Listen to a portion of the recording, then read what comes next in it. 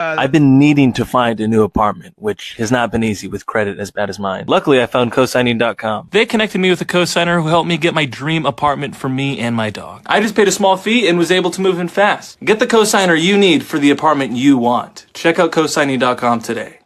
One time or one form of abuse, and then once you realize you've been abused, then you start to, your brain tells you, hey, I don't want to have this feeling of abuse again. So you would cower down. If you've been hit, you wouldn't fight back.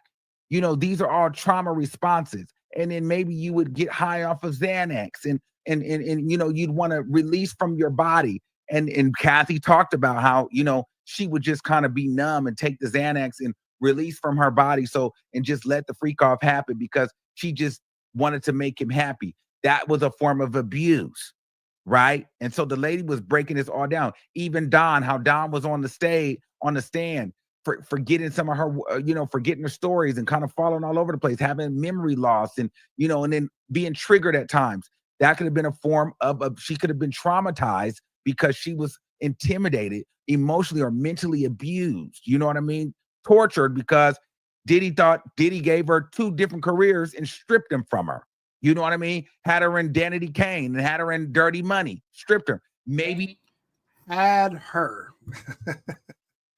So these are not grown women, right? That put themselves in these positions. Diddy is not their husband. He's not their caretaker. He's their boss. You know, we're on a slippery slope right now. We're not too far away from the time when we're going to see women filing lawsuits against their landlords for sex trafficking them, because there's going to be women that are going to say all the money from me being forced to sell myself went towards paying rent. So my landlord is my abuser. This bill collector is my abuser. The federal government taking money, the money I'm paying the federal government for student loan back pay is from me having to sell my body. The government is my abuser. We are dangerously close. Now, the reason I'm playing this guy is because he's obviously LGBTQ elemental P. Lots of people are on here. He's a man. He's black, obviously, but he's speaking as if he's a woman, as if he's not the kind of person that would be the one who will be considered the aggressor just because he has a XY chromosome. He's pretending to be a woman, and that's why listening to him is interesting, because you get to see how everyone just projects lies and victimhood. He talks about everything except the charges. Well, Diddy's guilty of giving this woman 2 different careers. What the fuck does that, bro? And then he keeps bringing up baby oil, probably because he's I'll be honest, he's gay. Let's just be honest. And what he's waiting for is, or what the rest of the gay community is waiting for, they're waiting to find out if Diddy is gay or not before they can pass judgment. They are waiting to hear that Diddy was punished by the Punisher. But until then, they don't know if they're on Diddy's side or not, because they think he's gay. They think he's a pedophile, which is in their realm. That's what they like. That's what they want. But none of the testimony is saying that. And that's kind of putting them on the fence. That's why he's straddling the fence. No Diddy. Well, for him, low Diddy. So I'll let him finish talking. Maybe even David James, the assistant, he was nervous, but you know, he was manipulated financially. He was financially abused. Diddy would, you know, he was paying him. That was his job. So he had to go along.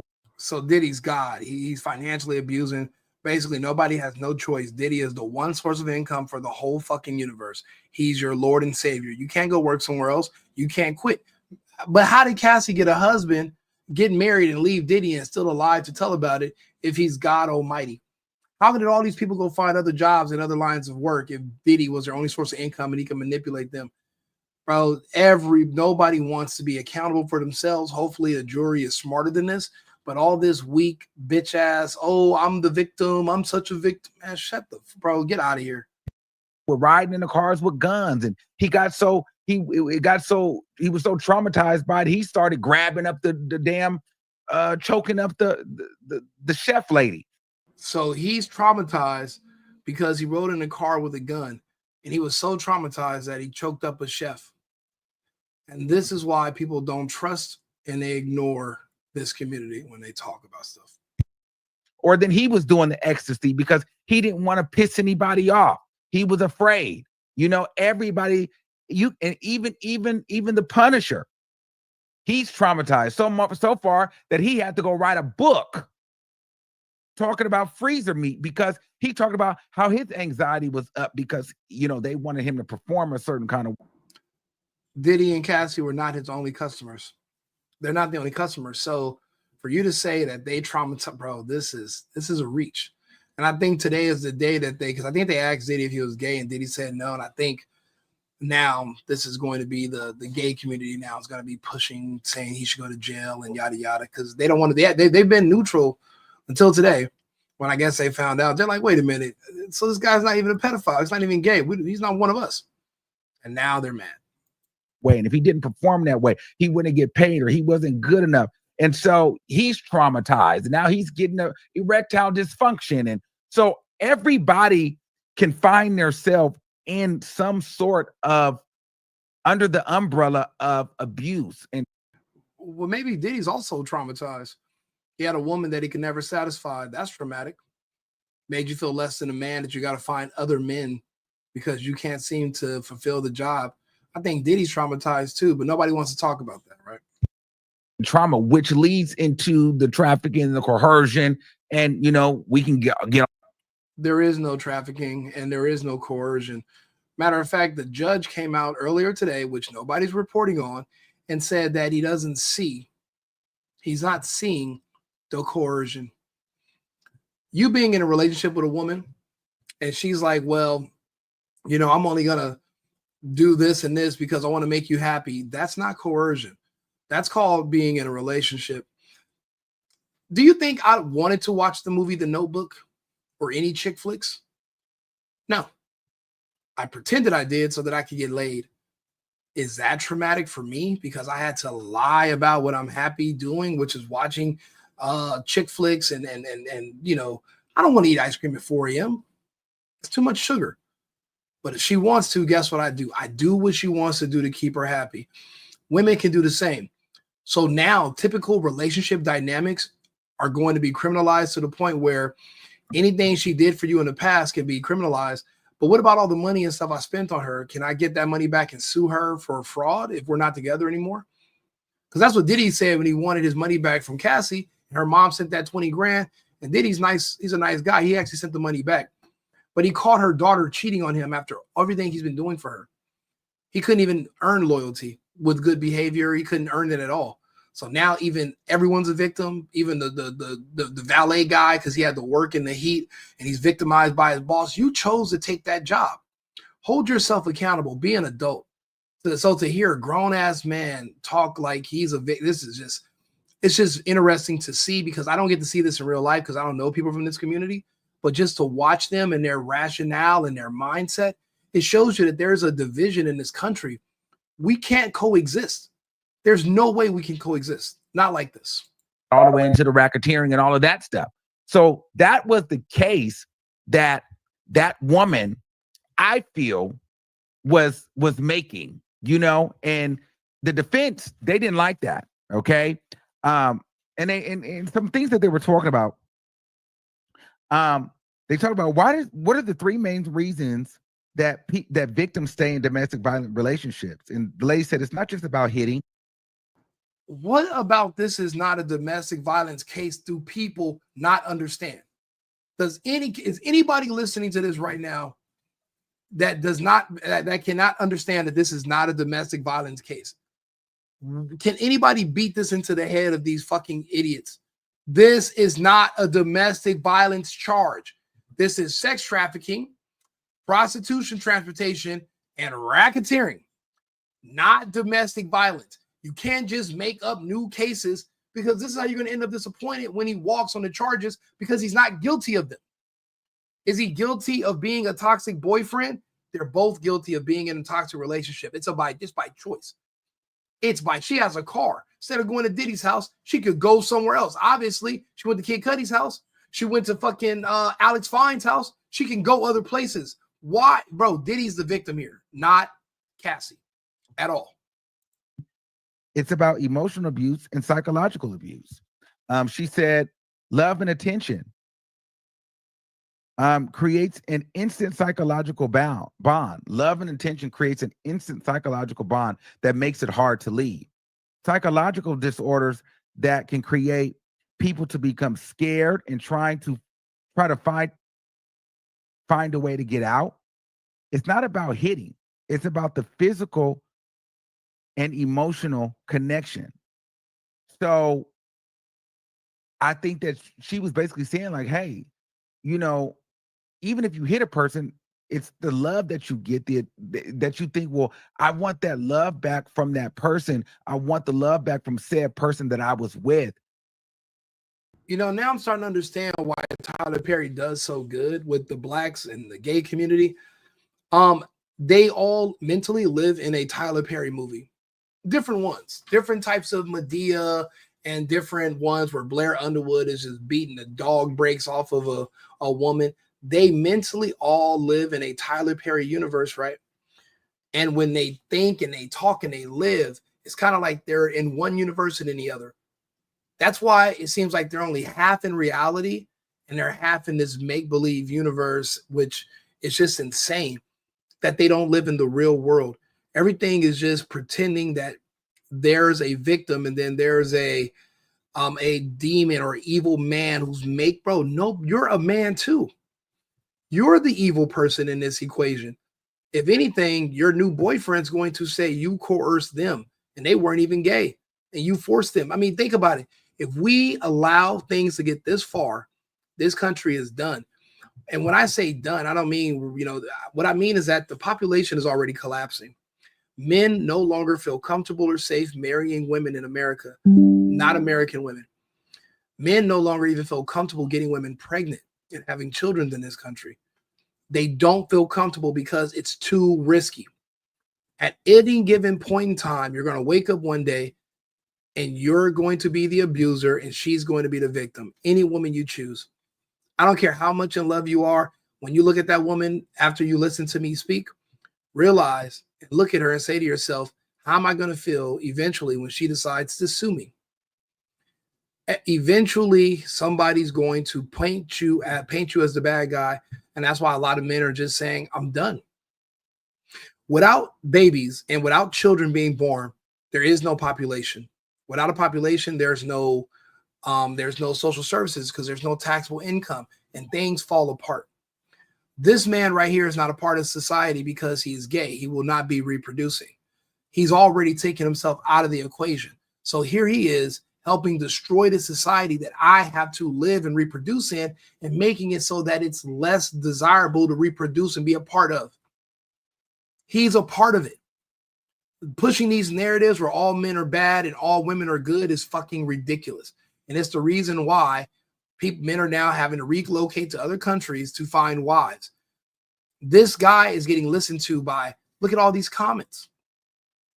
And people are actually, and I'm seeing some people saying, no, that doesn't make sense. But overall, these are women and gay people that are following him and that are literally agreeing with the nonsense. If everybody's a victim, then who's going to want to deal with somebody knowing you're going to call me a victim? Like if I was white, I wouldn't hire nobody black anymore. All you're going to do is call me a racist when you get fired or when you're written up. I'm not hiring you anymore. Sue me, sue my company. I understand why now. Because you can't have victims around you because they're going to always say that you're the one victimizing them. So no, we're not getting married. So you can divorce me and say that I was abusive and then get a no-fault divorce or try to take my house and say I hit you when I never touched you. I've seen that happen to men too. No, we're not going to have kids. And then you can, do what DDG's girlfriend did and get a restraining order, make up some fake story about somebody pushing you. And now I can't see my son, but you want me to pay money for a fucking kid? Get that, bro. We're not doing it anymore. We're going our own way. And that's and we're just going towards women in other places. We're just not able to do it here. It's just dangerous. Too many men like this with women that listen to gay men. These women will listen to whatever a gay man says, but they'll turn down a straight guy and argue with him. It's a shame. And so maybe I can make it work. Maybe it's me. Maybe it was my fault. Maybe if I don't talk too much, maybe if I don't do this, maybe if I don't do that, and then, you have those people that will love bomb you. Your abuser comes in, abuses you, but then they shower you in gifts. And we know that That's how Diddy works, because what did he tell David James when David James grabbed up Chef Jordan? Write her a letter and give her a gift. Love bomb her, and that's the way you apologize and get her back. That's not love bombing. If you do something wrong and you want to say you're sorry, that's called apologizing. That's called being remorseful. People are human. People make mistakes. You know, I remember one time I accused somebody of stealing my wallet. It turns out I was drunk and I hid my wallet from myself, but I accused some people at my house of taking it. And you know what I did the next day? I bought everybody dinner and I apologized because I was wrong. That's not me love bombing these people. That's me being apologetic because I made a mistake. What universe do these people live in that where no one is a regular person and everybody's a victim of something? And that's why you can't trust these people, bro. You abuse her, then you love bomb her. And so the person stays because they're like, well, he cares about me again. And you got to understand, listen to how these people talk about what they consider abuse. The threshold, in their opinion, if a person looks at you the wrong way or cuts their eyes the wrong way, that's abuse. Because of his background and his communities in, they say words are abuse. They believe with the woman, I believe her name is Sybil. I forgot her name, but she called the little kid the N-word. They believe that's more violent than what Carmelo did to Austin Metcalf. These people live in an upside down universe. That's why I said this is going to come to a head eventually. We're not going to be able to occupy the same space for much longer. And our communities keep coming closer and closer to a blowout with one another. And someone's going to have to remove themselves. We can't just intermingle. We're already trying to do it. We have our red states. They keep coming here.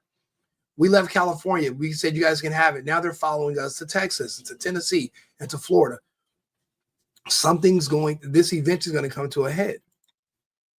And also, the person doesn't leave because you can't get over, when you're abused, you can't, the way you get over abuse is talking about it and acknowledging it. But the problem is people end up staying in abusive situations and abusive relationships because they can't talk about it with anybody. Or because they're not being abused. And if they do end up talking about it with somebody, they end up talking about it to their abuser. Oh, I'm sorry. I love you. Let's make it work. Let's just keep it in-house. Let's deal with it personally. You know, there's different forms of communication. There's that how did it go? What is she saying? There's certain coping mechanisms. There's formal, informal, and personal. Most people use the personal coping, whether they talk to their partner, they get counseling, they fight back, they keep it in. The other ones are like medical help, higher HR professionals, police officers, things like that. You go and tell like people that can help you legally. You get lawyers, stuff like that. Informal is like kind of talking to your family, your friend, going to a church, a group, something like that is informal. Most people don't want people in their business. So most people still end up suffering in silence in their trauma, in their physical and abusive or emotional or financial abusive relationship. So you'll notice that a lot of times people that are being abused, they come in and out and they have like flashbacks sometimes because they never truly get over that. Like at any moment, something can trigger a moment from where they were abused. Like it can, keep in mind, he's just making all this up out of his imagination, and people are buying this. They're eating it up. It can be the way that a person smells, a way that a person dresses, a way that a person walks. And if you've been abused, sometimes you can just have like a PTSD, a panic attack, because you get a dopamine hit that I'm not safe because this has happened to me so much. And so as I'm listening to her talk, I'm thinking, well, this is everything Cassie was saying. This is everything Cassie was saying.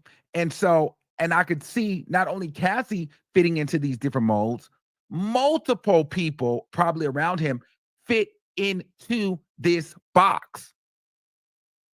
Okay. And so he went over some of the different things. She talked about some of the different abuse, right? Psychological abuse makes people feel afraid, intimidated. They feel trapped. They feel like they're walking. These people are going in the wrong direction, by the way. This is not a trial for abuse. This is not a domestic violence trial. This is not a trial about theft. This is a trial about sex trafficking, racketeering. So I guess using the proceeds from her being trafficked, from basically him, Diddy was basically, they're trying to say Diddy is a billionaire because he was selling Cassie to the highest bidder, taking her from state to state and moving her around, putting her on the blade, putting her on Backpage, and that's where the money, and the money from that is what he used to start Bad Boy Records. Because why else would the feds raid your hotel room, and why else would they confiscate $9,500 unless they believe $9,500 came from illegal proceeds? Those were proceeds from illegal activity. So he's not a billionaire. He's just a low-level pimp taking his girl around. And he's not actually charging guys to have sex with her. In the opposite, he's paying them for their time because she likes these guys on the internet and she wants them. This is the strangest sex trafficking case, or it's either not a sex trafficking case. And also, if there's no enterprise of men that he's working with, then there is no racketeering or conspiracy. It doesn't meet the threshold. And everyone keeps going about emotions and no one wants to talk about facts. And that's why there are going to be so many people disappointed in the verdict. On eggshells, they have symptoms of anxiety, symptoms of PTSD, and that's why people stay. They feel trapped. There's no way you can convince me somebody with a car, their own bank account, and the means to get to an airplane to fly away from somebody feels trapped with someone. They did not live together. They were in a relationship and she was actually still cheating on him the entire time. So she wasn't just some prisoner chained down, getting beaten. And no, and you can't say that because she was with the man that she loved, she was actually being manipulated into thinking she was in love, but she wasn't. Being convinced to love somebody is not a crime. You can love who you want to love because that comes from you. That's within your own mind and your own heart. You can't blame somebody else. Blame yourself. What is it with Black people in accountability?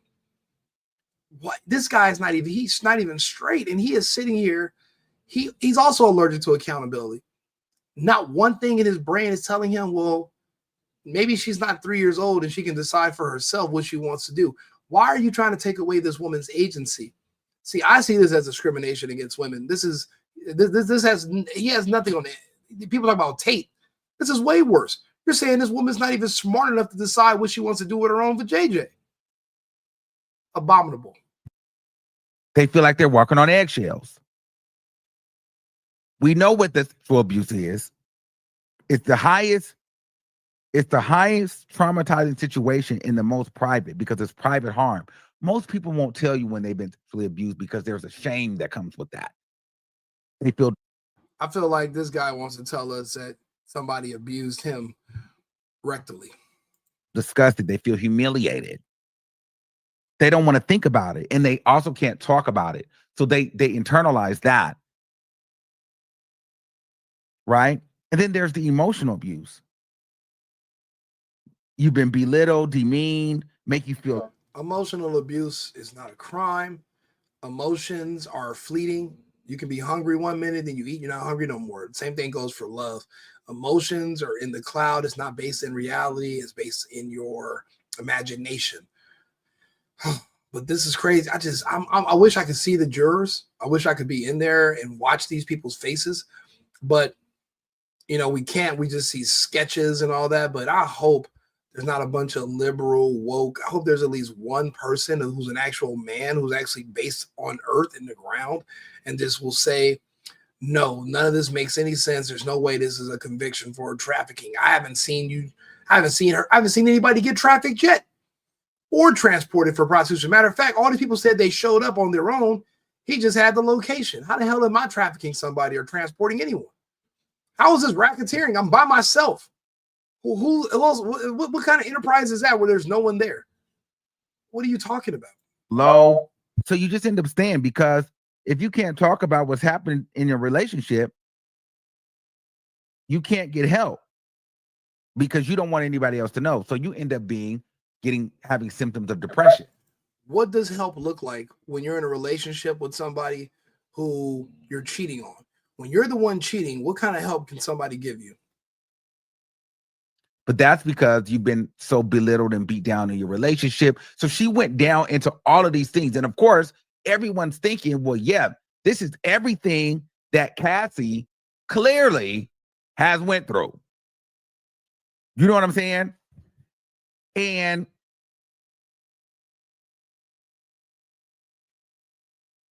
then she went into financial abuse, sabotaging the victim's ability to be financially free, taking the laptops, phones, cars, making it where people go buy your own stuff.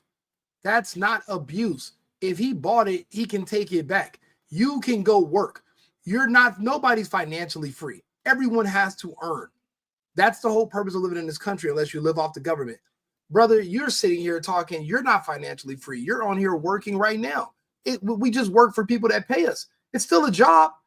You guys want to pretend all work is slavery because you're obsessed with slavery, because you like the buck breaking stories, not because it literally applies or makes sense. It's just ridiculous to hear this shit. People cannot survive. But we have to hear it because we need to know how the other side thinks and how they ration out. And it is clear that they don't think. Everything is just pure emotion and instinct, just like some kind of wild cave Neanderthal. They don't think about it. There's no basis on logic. There's no forward thinking. It's just emotion. It's just crazy. On their own. And I would like to add one more. It's kind of like, I'm going to buy everything for you, so you have nothing, but you think that I'm doing this for you because you're a grown-ass woman. Go buy your own stuff. Go buy your own shit. You're grown. You're not a child. You're an adult. Go earn and grow and buy your own yourself.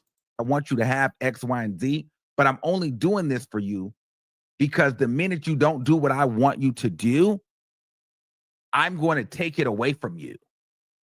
Abso-fucking-lutely. My way or the highway. The same rules were at your parents' house. If you didn't want to come home and respect your curfew, you had to move out. If you couldn't respect your curfew, you couldn't drive your mom's car anymore. It's the same thing when you're in a relationship and you live with somebody. Everyone's going to have rules, or you're going to get broken up with. If I'm threatening to break up with you and take my shit away, then that's a consequence for your actions. That's not abuse. And you're not independent. You're living off of him. Go be independent. I thought you guys were all strong and independent, right? Go be fucking independent. That's financial abuse to me too. They all interact together, but they don't all have to be done at the same time. At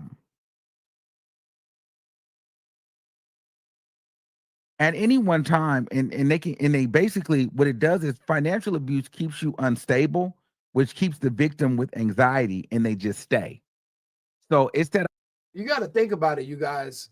You don't know what he's saying. What he's saying is that anybody who's on here listening right now that's in a relationship, you're one of two things. You're either the victim or you're the abuser. Which one are you? And if you're single right now, the reason you're single is because your ex abused you.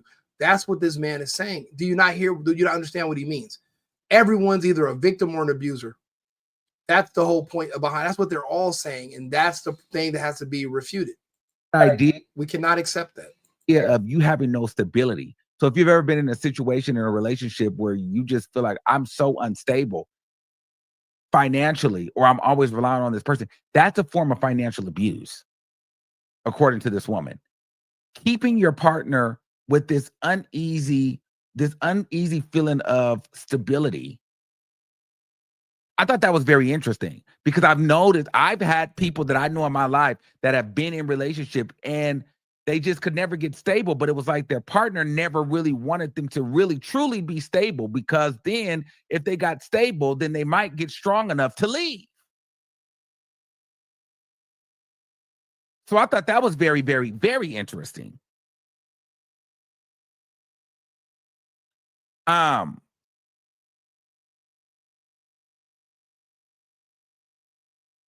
So when the victim is in a honeymoon phase, they get showered with gifts. So you end up feeling like, I love this. This is a good thing. We have a good thing. I love this thing about you, but you beat me. But that creates a trauma bond. They want the good partner that they fell in love with. So a lot of people end up being in trauma bonding situations because it's like and so basically that's a toxic relationship. You fight, but then they love bomb you. So then you guys have this trauma bond because you're like, I want that old good thing back, but then it's only back for a little bit. Then they abuse you again. It's really dark and sad. Often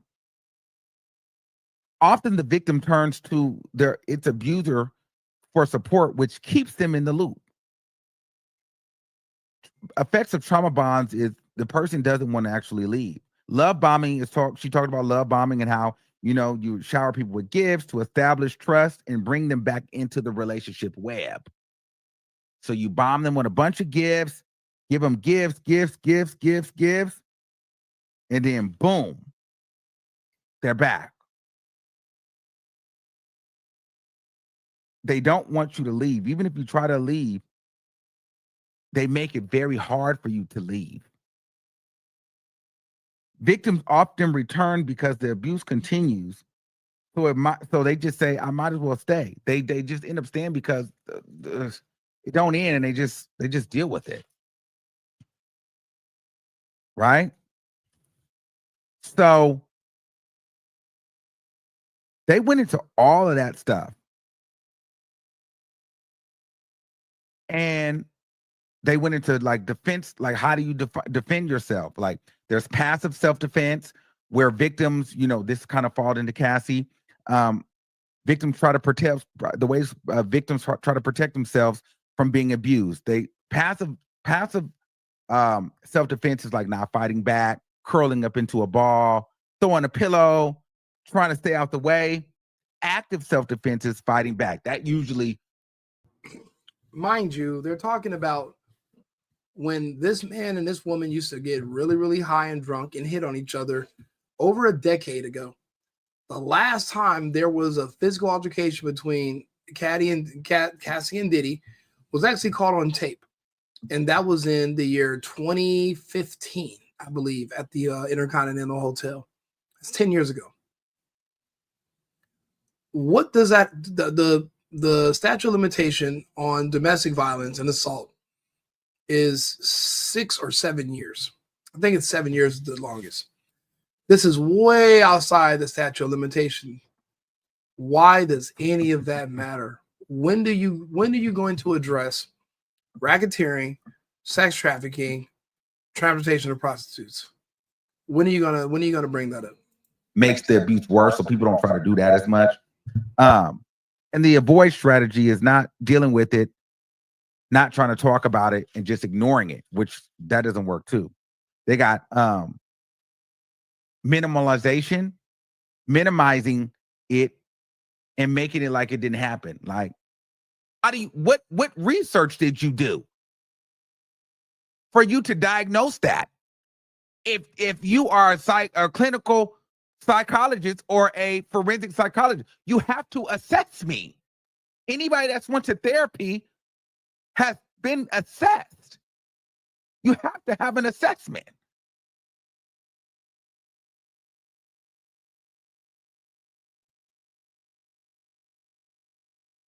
So that's kind of what they did.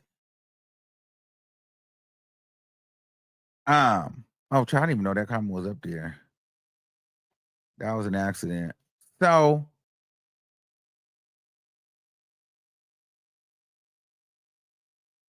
I don't think she lied. Hey, Mac Pro, good to see you. I don't think the woman lied at all, outside of acting like she didn't know about the case.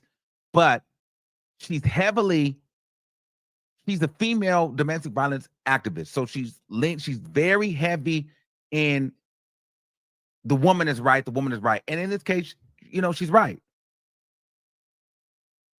But the issue is, they also asked her, the issue is though, oh wait, hold on. And then the prosecution asked her, they said, well, while they did all that, is it true that one of the defense put you on payroll? One of the comments says, nah, Armand, you're not seeing it. She can state facts of abuse victims, and then it's up to the jury to decide if what she says applies to the policies of this case. Absolutely. They didn't want to work with her. Then they said your psychology or forensic studies haven't been published in years. There's no public date. There's nothing about your clinical or psychological publishings. But yet, we have this training on how to be a professional witness.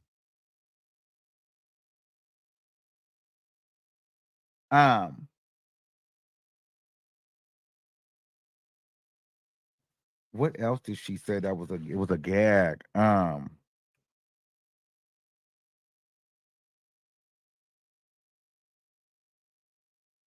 on. Oh yeah, they say you were getting paid by the Department of Justice, the same Department of Justice that was paying the prosecutors. They said you were advocating to help the prosecution. So it was getting spicy. But I'm saying this to say, even if that's the case, I don't know if that is a complete good look. I don't know if it's a winner or not, because you got to also think the majority of the jury is men. So if it looks like now a 7-pack of white women ganging up on a man, I don't know. We'll see. But people get funny when money gets involved.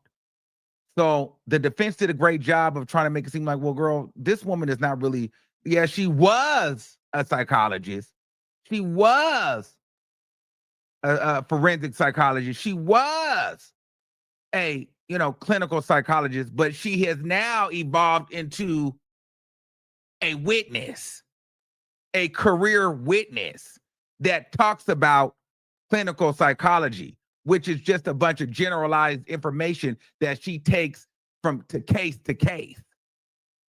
And now she does do trainings on that. That's basically what they were saying. So she just does a bunch of generalizations because this is her Monday through Friday. She's about to take this same testimony to the next courtroom over tomorrow. That's pretty much what they said. An entire industry teaching people how to pretend to be victims in order to extort money and resources from people who have greater means than themselves. Nothing about justice, nothing about being accurate, nothing about what's right.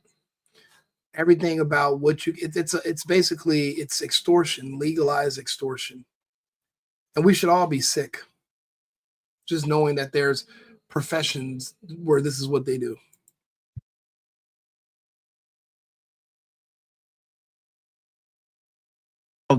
This is why I said it's going to be interesting, because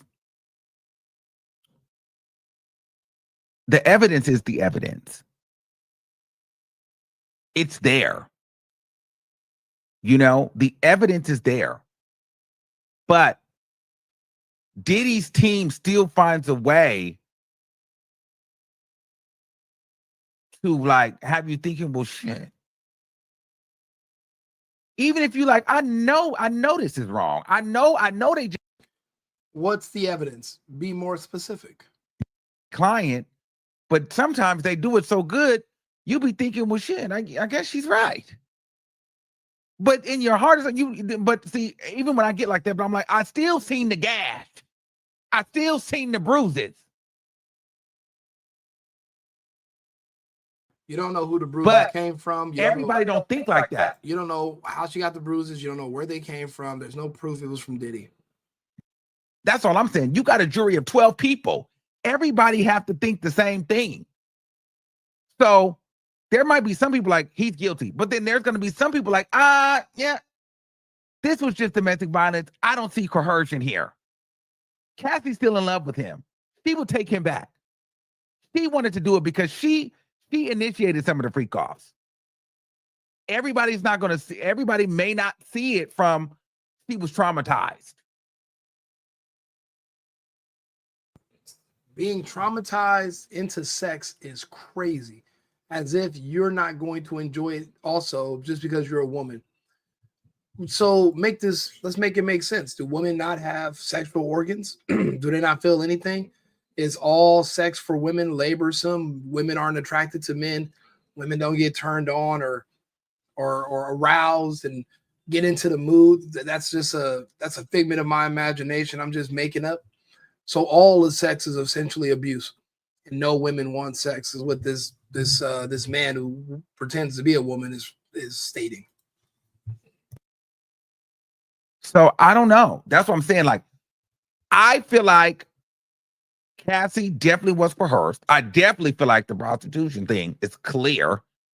I think that they're still trying to do the workaround. Clear where? When was Cassie a prostitute? Like this is ridiculous. Rico is still, the enterprise is still not like the prostitution is clear.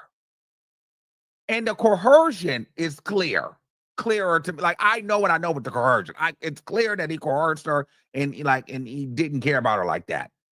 But they still find ways to discredit her and make it about it wasn't coercion because she was in on it too, because they were both and they did a good job by that, because what they do is they use Cassie's without saying it, but they use her sexual past against her. Like, well, she was already, she wasn't that innocent. She was a freak and a hoe.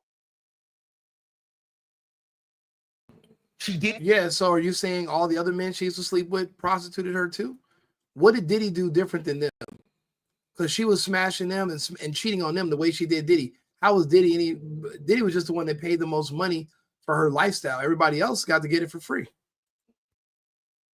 See, because how do you go from, this is what they're saying. How do you go from just being some innocent, girl from nothing, but you able to get in spaces with, Diddy. Then you get Diddy, then you cheating with Kid Cudi, then you cheating after that, you go back to Diddy, then you go with your husband, but then, Diddy somehow cheat, but then you go back to Diddy and cheat on your husband. Then you was talking to Michael B. Jordan, so they were trying to paint the picture like they're all freaky. And Diddy's a drug addict. But what we're wanting to see is like, well, she was coerced into being a drug addict. She was coerced in being too freaky. But they trying to paint the picture, and some days they do a good job, sometimes they don't. But it's up to the jury to decide, was Cassie in on that too? Did she get immunity too?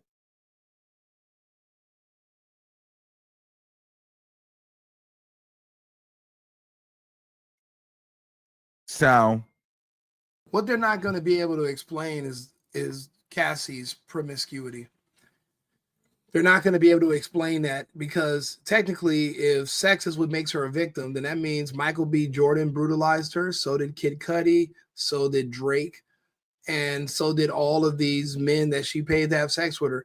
If the threshold of abuse is men having sex with her, because obviously sex is horrible for women, they don't enjoy it, then that means that everybody's either involved, because Diddy didn't do anything any different. Actually, Diddy was the only one. Diddy had the least amount of sex with her than anybody else, if you listen to the testimony. You can use the beating and the kicking under the coercion and intimidation. And can somebody tell me, when was Cassie being prostituted? Because we're going throughout the trial. Maybe I missed the part where somebody was paying money to have sex with Cassie. So please, if you know that, leave it in the comments so to clear this up.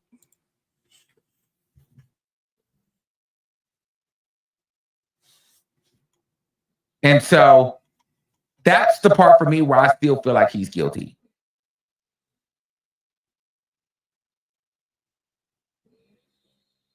So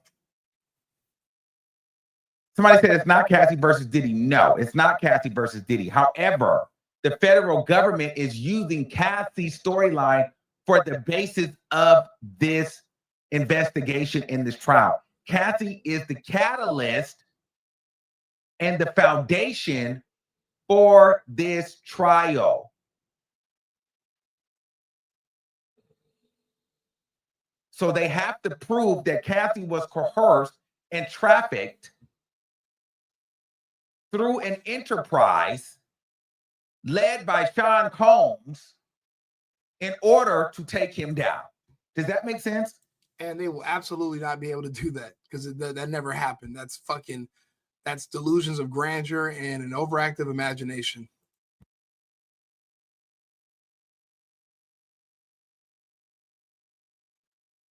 I don't know, y'all. It'll be interesting. It's going to be interesting. I think the receipts are there. I just think the prosecution needs to step it up because there's sometimes, just like yesterday, where they had 3 witnesses for me that failed miserably. Don did not do a good job on that stand. And I don't even think the what's his name? The Punisher, he didn't fail, but he didn't close the door on Diddy like I think they thought he would. Because he said he never saw any drugs. Diddy was never mean. He never saw any violence. And Cassie was a willing participant, and she looked like she enjoyed it. Remember, Cassie's whole thing was she never enjoyed the freak-offs. She hated it.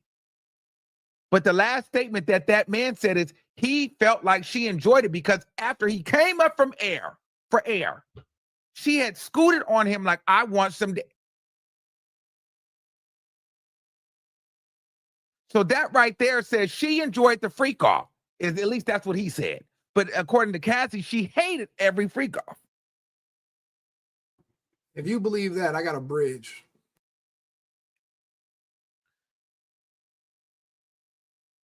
So honestly, it's just up to how the jury perceives it. And all I'm saying is the defense sometimes makes good arguments to where you can be left confused. Like, well, no one. I know that, by the way, they just confuse me.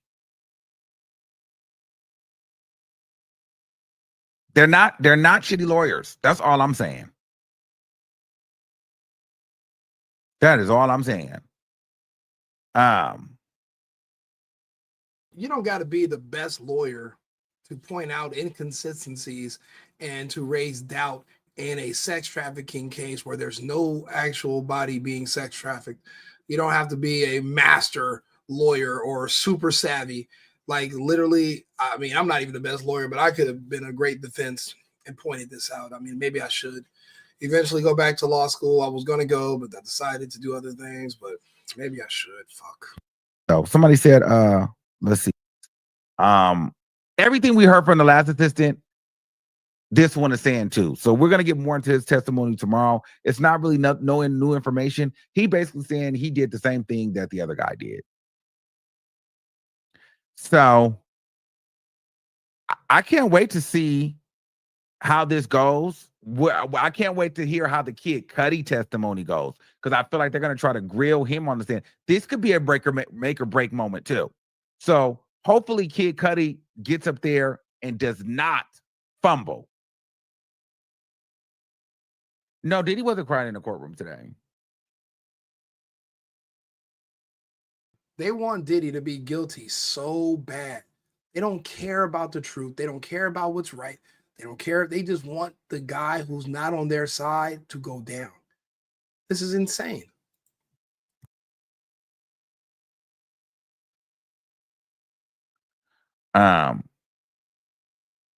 So we'll see. I'll let you guys know. And we'll be back at it tomorrow, though. So I love y'all all. Make sure y'all here. Armand, please keep saying this case isn't about Cassie, all while arguing about Cassie. Girl, y'all missing the point, y'all.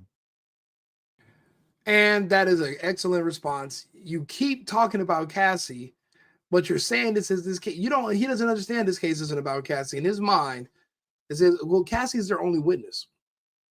There's nobody else that's gonna come out. People keep telling me, Rico, there's a bunch of children and midgets and abused women that are gonna come out and say he just be raping and raping. I know there's no one's coming out to say Diddy's a serial rapist, bro. Nobody's gonna come out and say that because it's not true.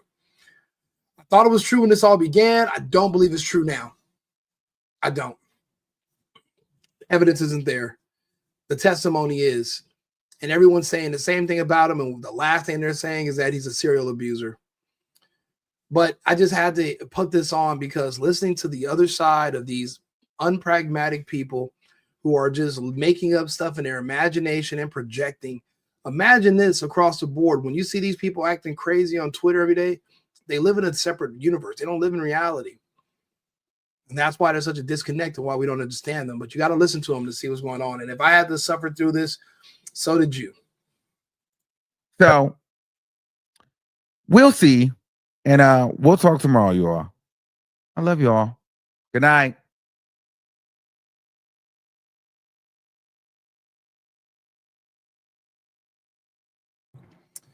Yeah, this is we're gonna listen to Myron a little bit too, actually. Insane enough to stand trial. What they'll do is they'll pretend to be insane so they can be found, innocent as they'll be found insane as a self-defense, and they don't go to prison for life. So that's an example where people might, practice some malingering so they can avoid consequences of their crimes. So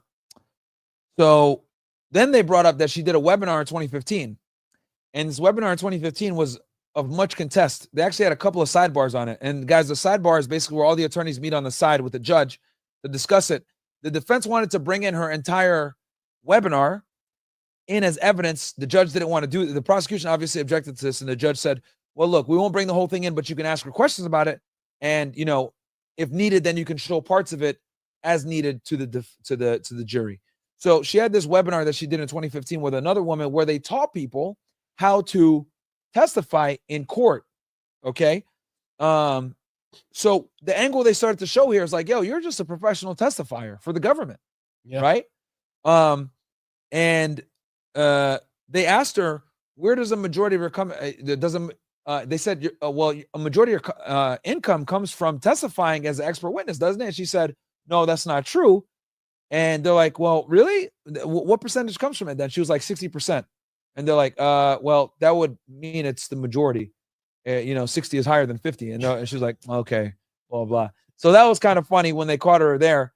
And remember, guys, how I told you guys that she only works about 2.5 days a week? Bam. So she only sees patients for 2.5 days a week. But the other days of the week, what is she doing? She's testifying as a legal expert. And she gets paid quite a bit of money, bro.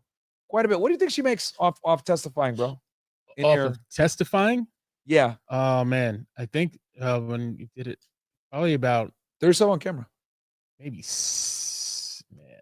Just off testifying. Not seeing patients. It's got to be at least $200,000 a year. You think $200,000 a year? Yeah, at minimum. At minimum. At minimum, yeah. Yeah. That's all she's doing is testifying. I mean, she's charging $6,000 a day. And she said her rate is commensurate with the current going rates at the time. So if you adjust for the fluctuation in rates over the past couple of years where they were getting... And she said she hasn't changed her rate in a few years. In a few years, that's what I was going to say. So yeah, that's at least $200,000 a year. Yeah. Yeah. Damn. Just off testifying. Just off testifying, right? Or even offering help, which you'll get into, offering help to the prosecution or the defense, and then testifying lightly. Even. Oh, okay. So thank you for bringing that up. So the next thing they beat her up on, guys, and I'll tell you guys, this was a really good cross-examination. The prosecution had to call for sidebar, 3 times? I think they called for sidebar 3 times. Or it was 3 times. I had so once the defense started cross-examining her, they called for sidebar 3 times, chat. So basically they said, hey, they cornered her on 60% of her income comes from testifying as a witness. And then they said back in the 20th century, she wrote books and articles. They made fun of her again on that.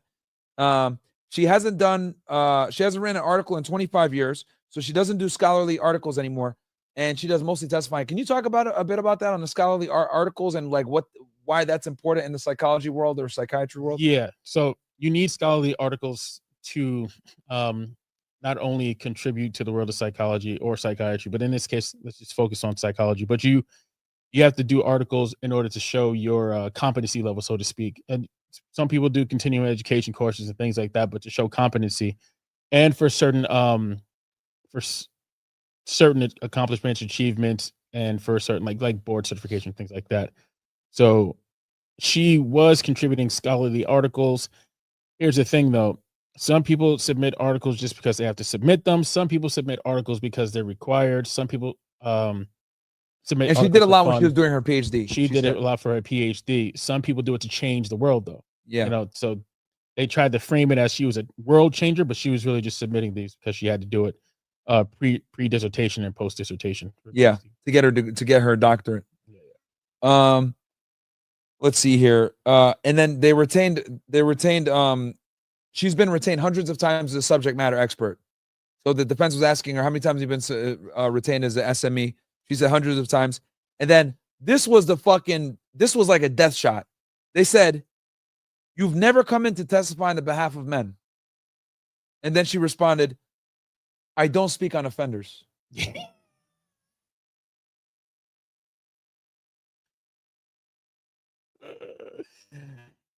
Bro, that shit had me weak. Bro, did they call a sidebar after that one? No, it got quiet. Remember? Oh, yes. It got quiet. Nobody said anything for like 2 minutes. Yeah. I thought it was a damn near sidebar. Our side, yeah, and in the courtroom, on the defense, everyone quiet. Yep. Security guards quiet. I'm gonna say that again for y'all. So this lawyer that cross-examined her did a really good job. He goes, "In all the times that because she said, I've been retained hundreds of times and I've testified hundreds of times." And he said, "Is it not true in all the times that you came and testified that you've never come to testify on the behalf of a man or a male defendant?" And she said, "I don't speak on offenders." Bro, mic drop moment. Yeah. Because when she was giving her testimony, chat, also something else. Can you talk about that real quick, chat, about how she always referred everything from the dynamic to refer to all the victims as she when she was speaking, even when she was testifying, it's like she subconsciously kept saying she as the victim. Yeah, I actually wrote that in my notes. I was speaking to Myron about it as we were sitting down before we even got to this point. She only referred to the victims as she, or the people that could possibly be affected by abuse as she. It'd be like, and she would be scared, and she would have to get into fetal position, and she would guard herself some punches, and she would feel compelled to fight back. But there was this one time where she really messed up doing that. And what she did was she said, like, one of the things that a woman in distress would have to do would be to, she would have to stop from her laptop being taken away, which and then they immediately objected to that. Right. Because it came with the financial, the tangible, the economic abuse, because she talked about economic and financial abuse. And she said the reason why people don't leave, or women don't leave, is because when they get economically or financially abused, they get their laptops taken away or whatever. And when she said that, the defense objected, obviously, because in this case, they made the allegation that Diddy took her laptops away and shit like that. Yeah, right? Or he took her things away. But it's interesting because the iPad and the laptops and everything else like that, who did it come from? It came from Cassie. Right. All the freak out videos came from Cassie. So, but anyway, the defense objected to that. So then they went over, then they said that you went over questions and answers with the government 6 times. So for her trial prep, guys, the government met with her 6 times. And then some of the meetings were after the trial started. Okay. So they had her come in and be prepped after the trial started, and they met with her 6 times. Now, here is the key point, chat. She was supposed to not know the facts of the case. So the defense was like, if you're only coming in here to testify as a subject matter expert, right, and you're not going to be privy to the case or to the victims or the circumstances, you're coming in as a blind witness, why the fuck did the government meet with you 6 times? Which is a good question. That is a good question. I mean, what do you think, chat? Like, why the fuck would you come in 6 times? So from what I thought, I'm not even gonna and lie. let's take her side here. Let's play devil's advocate. Let's do that. Why the fuck would she come 6 times to meet with the government on this? Oh, another thing before you answer this. Yeah. The other thing, she some of the meetings were after the trial started, 6 to 8 meetings with the lawyers. He asked that, and then they said, "Did you help them write them their Did you help them write their briefs?" That's when the objection. We need a sidebar. Yeah. The AUSA said that because that kind of put them in a bad spot. Because first he says, "Okay, you're coming in as a blind witness. You don't know any of the facts and circumstances on the case. You're just coming in to testify on domestic violence. Cool. And you're being paid to do so. Cool. Why did you meet with the government 6 to 8 times? Right? If you're coming in only to testify as a subject matter expert, that doesn't make sense." Then they said, "Did you help them write their briefs?" And then the AUSAs were like, "Whoa, what the fuck is going on here?" And then they said the government made drafts of the subject matter of her testimony. But again, the meeting the 6 to 8 times, and then they made the accusation, or they insinuated with their line of questioning, that the this woman, the Dr. Hughes, helped the AUSAs with writing the briefs. And the other thing also that they got her on was because she said that she comes in and she educates the AUSAs on the subject matter. Yep. So that's why they said, "Well, did you help them write their briefs since you are coming in to educate them on the subject matter?" So she almost put herself in a corner by doing this. And can you explain to them real quick what a brief is and the other stuff that you want to say from before? Go ahead. Yeah, well, one of the things I wanted to say was 6 to 8 times. It's really funny because he said, so you needed to come 6 to 8 times to educate them. Like that shit was funny. The attorney was kind of roasting her, but yeah, so she was basically, what we found out was that she was helping prep their attack, their strategy. Yeah. And she was giving them psychological tricks, profiles. This is what they're insinuating, at least, And terms, so that when they have someone on the stand, a witness on the stand, they can use certain terminology to eschew your view and to make you kind of fall in line and fall in empathy, or the jurors fall in line and fall in empathy with the case, as far as, the court of public opinion. But this isn't like televised case. The point is that she was doing this so that she could sway the opinions of the jurors, and they're really going for tugging the heartstrings, invoking a sense of shock, a sense of fear, and like extreme empathetic response. And so but she was doing this ahead of time and after the trial started, which means the defense announced what they were trying to do, what they were trying to establish, and she had time thereafter to then craft even more psychological tricks and more psychological railways, and help the government figure out a way to make these witnesses, to make Diddy look worse, and to make these witnesses answer their line of questioning in a way that satisfied their needs. And let me tell you guys why this is especially pernicious. So I told you guys this before, but a lot of you guys might be newer viewers. On the first day, there was opening statements, guys. Opening statements is when each side presents their case, right? They give you a quick summary of what their evidence is going to be, what their intention is. When the government came out, they said, Diddy uses power, influence, coercion, violence, etc., to run an empire and, be able to do it with little impunity. And he was able to do it basically unchecked. And he had his people working for him, helping him do this, right? And he's a monster. Cool. Then the defense came in and said, look, the government is taking a domestic violence case and trying to make it a sex trafficking case. We're not condoning domestic violence, but what we are saying is that this is domestic violence. This is not a Rico sex trafficking case that the government's trying to spin up. This is a relationship between two toxic individuals in a toxic relationship that were beating on each other and abusing each other. That's what the defense said. So I find it interesting that after both parties gave their opening statements, then the government has this witness, and they met with them after opening statements, and they knew what the defense was going to do, that now the witness is coming in with the domestic violence angle. That's why the defense was going after her. Like, hold on one second. So you bring this witness in, who's a domestic violence expert, and she's conveniently talking about the things that the government's star witness is being attacked on. What's everyone attacking Cassie on? Hey, why didn't she just leave? Why didn't she just leave? Like, she was with Diddy for 10 years. She had the ability and the resources to leave. Why didn't she leave? And then, and that's a valid question. A lot of people are asking that. So then they bring this psychiatrist in or psychologist, and what does she say? Oh, well, there's all these reasons why people might not leave. So the defense caught her in that. They said, you met with the government 6 to 8 times. You gave them certain terms. Did you help them write their briefs too? So what they're able to do was insinuate that this woman, this expert, had a bit more of a invasive role in this trial as a subject matter expert. That's what they were able to insinuate. And I think they did a good job of it because the government had to object multiple times and call sidebars. They called sidebars 3 times during cross on this, guys. So they had them on the ropes for sure. Yeah, that was actually, to your point, that was really interesting because the way they called the sidebars was dramatic too. They were objection. Like, yeah. Sidebar. We need a sidebar. When you have a tough question. We need when he made a good point. Yeah. Whenever he made a good point, they immediately sidebarred. It was heavy. And they also said they made a point. Look, you're not getting paid by the National Institute of Science, because she said, I'm here as a scientist. I'm here to, get.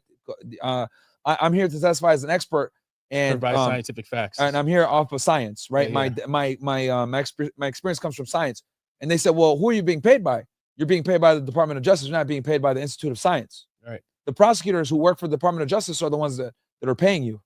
And I think they did a really good job of kind of hurting your credibility a bit. And remember Johnny Depp, Amber Heard. Yeah. She tried the same thing. Johnny, and I believe they threw her testimony out, but with But didn't the psychiatrist actually help Johnny? No, the psychologist was for Amber Heard. Same exact song and dance. Okay. Same exact. Oh yeah, abuse. But didn't Johnny get his own psychologist too? He did, to refute. Okay. And that's what the defense said today. That's what they said they were in preparation. She used on the stand today, the psychiatrist. Yeah. She used on the stand today that she was helping the government prepare, because remember, she got tripped up in that line of questioning. She said they were going to refute with another psychologist. So I was helping to prepare for what he was going to rebut with. Okay. So she tried to use that, but it was too late in the game by the time that happened. Yeah, the defense should have got a psychologist, because here's the thing, bro. It's so subjective. It is. It's subjective. And yeah. So then the government went ahead and redirected, right? So after they had the defense did a fantastic job of hurting her making money, her meeting with the government 6 to 8 times, even though she's supposed to be someone who's a blind witness. The fact that they use certain terminology in their briefs that is in the psychiatry world. And then they met after the trial began, and they met after opening statements were made where the defense had stated their position that this is a domestic violence case. Then all of a sudden she's talking about domestic violence. So I think they did a really good job of kind of illustrating this story where we have this psychiatrist in here that might be suggestive, that might be biased, okay, that might not like men, okay. Then the government redirected and they said, okay, everything that you submitted was relevant to your testimony, not facts of the case. The meetings were about educating the government. She can only testify in what's related. The presentation 10 years ago, she hasn't done it since. Now presentations are for psychologists and doing forensic analyzation in trauma cases and sexual assault. That's what she does now. That's all of her presentations. She goes to all the psychology conferences in the United States. Board certified forensic psychology is hard to get 40 in the United States. 40. There's only 40 of them in New York City. Did we already define board certified? Yeah, we already defined board certified. But on the good stream or on the fucked up stream? On the good stream. Okay. But what I should mention is that we did speak about when I showed you my credentials, and I was showing you how I also attended the meeting. Yes. I also have 30 CMEs or whatever, like the same she was. I have a bunch of CMEs. Yeah. So do I. Can you tell them what a CME is? Yeah. So it's continuing education credit, but it is, the APA does sign off on it, and so it's legitimate. It's basically by an accredited board mixed with the APA, saying that you took this course or you studied this or you completed or contributed enough hours to satisfy a need for whatever you're going for as far as it deals with psychology or psychiatry. And then there's the annual meeting, which is a meeting that everyone attends, and that not everyone, but a lot of people go to the annual meeting, and the who's who of the mental health crowd is at these annual meetings. Although I will say it's infiltrated lately by only women, but that's something that he'll We'll get into it in a little bit. Hell, let's get into it now. Let's see here. Okay. Oh, last thing before we get into it. So they asked her, have you been retained by any of the attorneys here? And she said yes. So the government thought that they had her, that they had it, right? The government says, hey, have you ever been retained by any of the attorneys here? She says yes, one of the defense attorneys. So then the defense comes back on the stand and they say, who retained you? And she said, Brian Steele, right? Mm-hmm. And it was a case where a woman shot her husband 5 times in the head and Steele didn't consider her an expert and he didn't want to use her. So she wasn't actually retained. And I think it's probably because she has this very pro-female thing and she never did anything for the benefit of the guy. And it's interesting because she was the defendant was a female. Yes, and in that case. Still didn't want. Yeah, they don't want to retain her. Yeah, he didn't want to retain her. So let's see here. Okay, so let's go ahead and go over. I think this is very, very important. So what this testimony basically proved, right? And I was listening to it. Basically, abuse is a very nebulous, opaque term that can be attributed to anything, right? If you're in a relationship with a girl and she misbehaves or she does something you don't like and you withdraw attention or you withdraw money or you withdraw whatever, she can now consider that abuse. And they clinically look at it like that. That's where we are at, okay? And that's my problem. There we go. Now we're making progress. If you withdraw things that you're doing for the woman you're with because she's cheating on you or she's lying or you guys aren't getting along, and you're like, you know what? I was letting you use my car. I was paying your bills. I'm not doing that anymore now because, we're not getting along or you're lying, you're cheating on me. And they're trying to switch that now into being considered abuse, financial abuse. Hell no, we cannot go for that at all. Not at all. Now they can't get away from their abuser. The honeymoon phase, love bombing, whatever. And here's to give you guys a double standard here. Let's say I had a girl, right? And my girl would tell me all the time that I'm a loser, right? And she would be abusing me. If I went and said, yo, my girl's abusing me, blah, blah, blah. Let's be honest here. People will laugh at me. What the fuck? Get the fuck out of here, bro. Just leave. You can leave. No one's holding a gun to your head. Leave. Right? But when it comes to women, not only do they have all the authority and all the privilege by being a woman, because they're able to double dip and act like a man when they want, but at the same time be able to get the same privilege as a female. Now, they don't have to take responsibility for making poor mating decisions and getting with losers. They could go in and attribute to abuse instead of just finding another partner or finding whatever. And this is another example of what I mean when I say we have this society now where it's literally a gynocentric society, guys. Like, women don't take accountability for their actions, and now we are legislating them not being able to take accountability for their actions. And they can sit there and say, I'm being abused. Well, how about you just leave, right? This is why arranged marriages have been a thing for so goddamn long. Because when you leave women to their own devices, they pick terrible men. And then they pick these terrible men. They don't take accountability for it. And then they come back later on and say, oh, I was being abused. No, you should have left. Whose fault is it to stay in a bad relationship? Is it your fault or the abuser's fault? I think it's your fault. If I go on a date with a girl and she doesn't smash me or she uses me or whatever, and I say, this is financial abuse, everyone's going to laugh at me.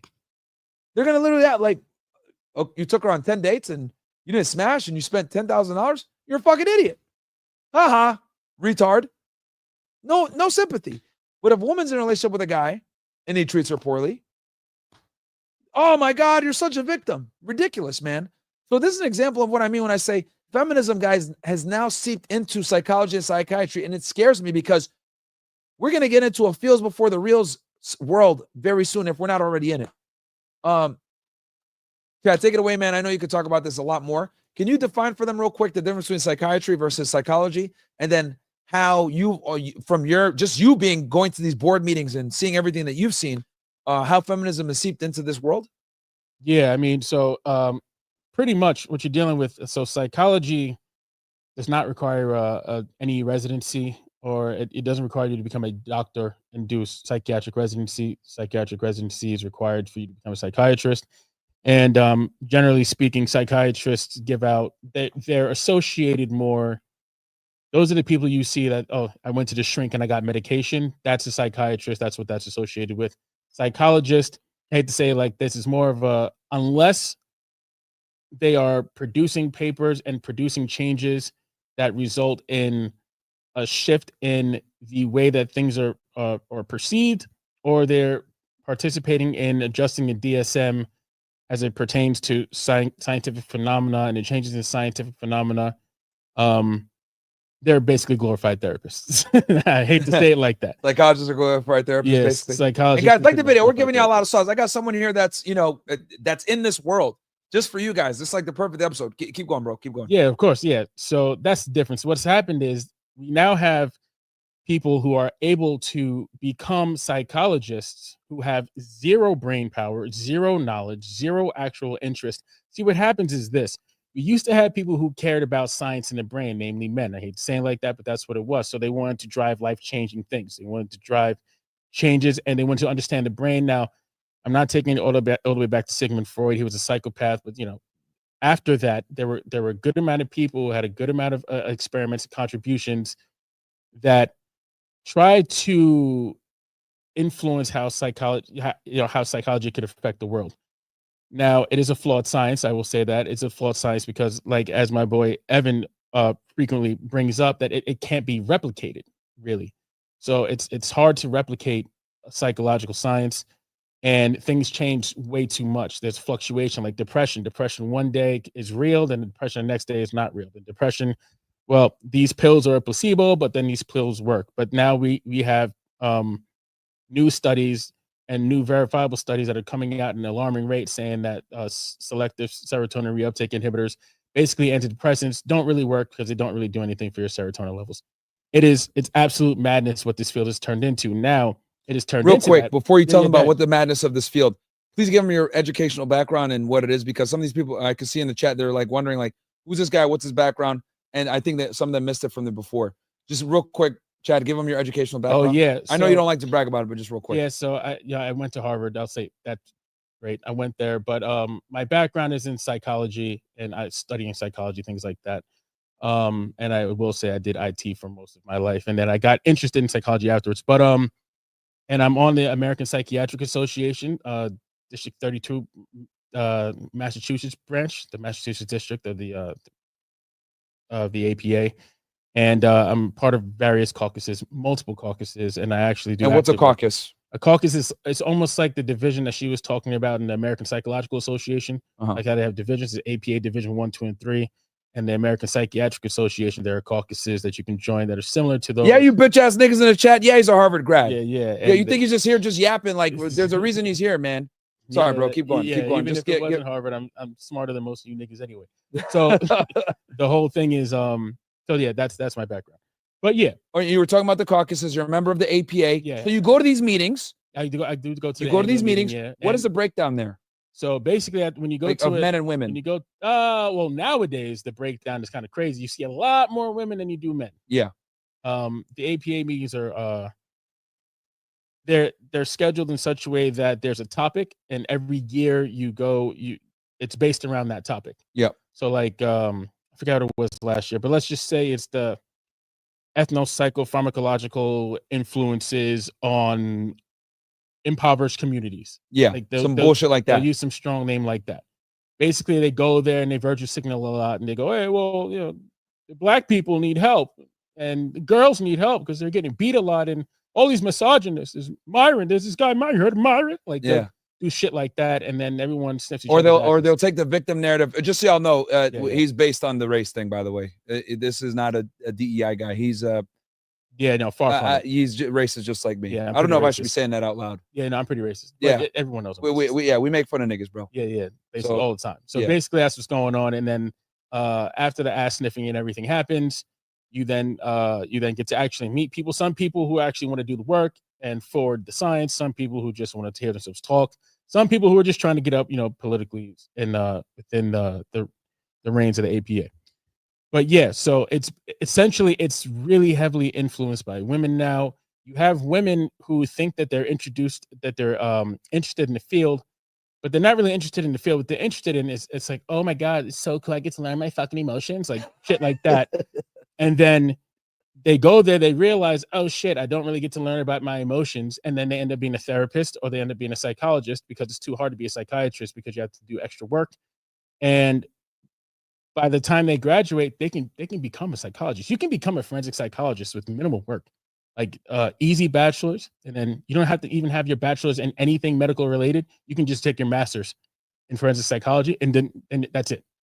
Then you can become versus being a psychiatrist. You're actually a doctor. Yeah, you're a medical doctor. You have to go through. You're an MD, right? Med school, pretty much. Yeah. You're an MD when you're a psychiatrist. So it's pretty wicked how but the field has become infiltrated because it's like 13th grade, kind of like nursing school. Like, I hate to say it, sorry nurses, but being a nurse is like 13th grade for most women. Yeah, it's the same thing with psychology. It's now become 13th grade, and it's become heavily infiltrated by people who don't give a shit about it and who aren't intellectually sound enough to actually make any impact on the field. Now, how is this impacted? Because when she came in there, I just heard a bunch of feminist propaganda bullshit here, right? Where, you know, it's abuse this, abuse that.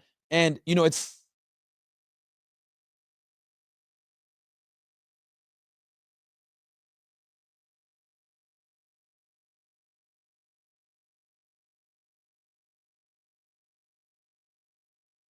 interesting because these terms of abuse that she was utilizing in this trial, a man would never be able to use that shit, ever. We would just get laughed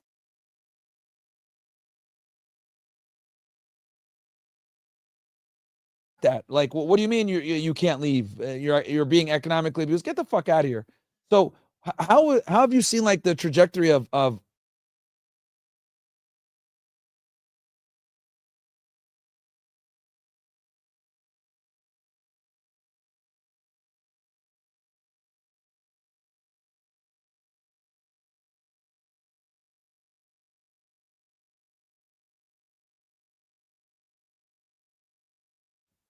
the psychology world, even the psychiatry world, like become more and more?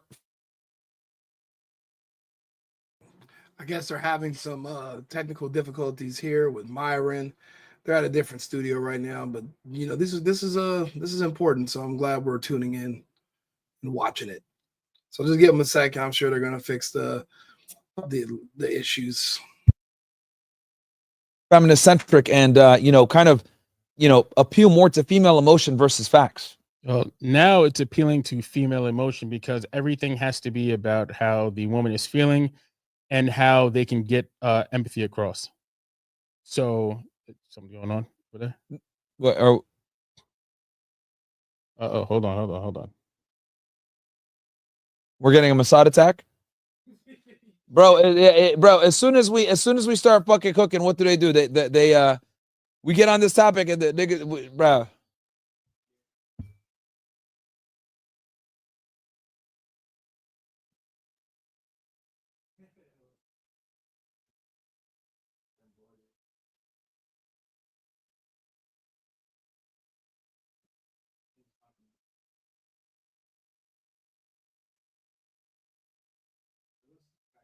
It's back now?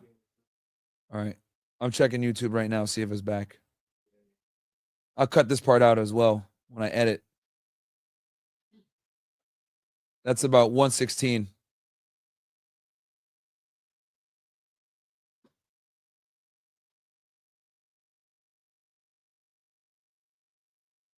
Some nigga said this guy's not a Harvard grad. Okay, nigga. Yeah, it'd be like that. People get upset all the time. There's nothing you can do about it. Let's see here. We might be back. Let me see here. Chat, give me O/ if you guys can, if we're back.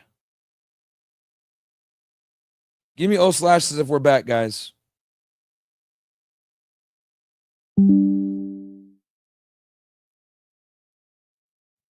Okay, so this is where we're at right now.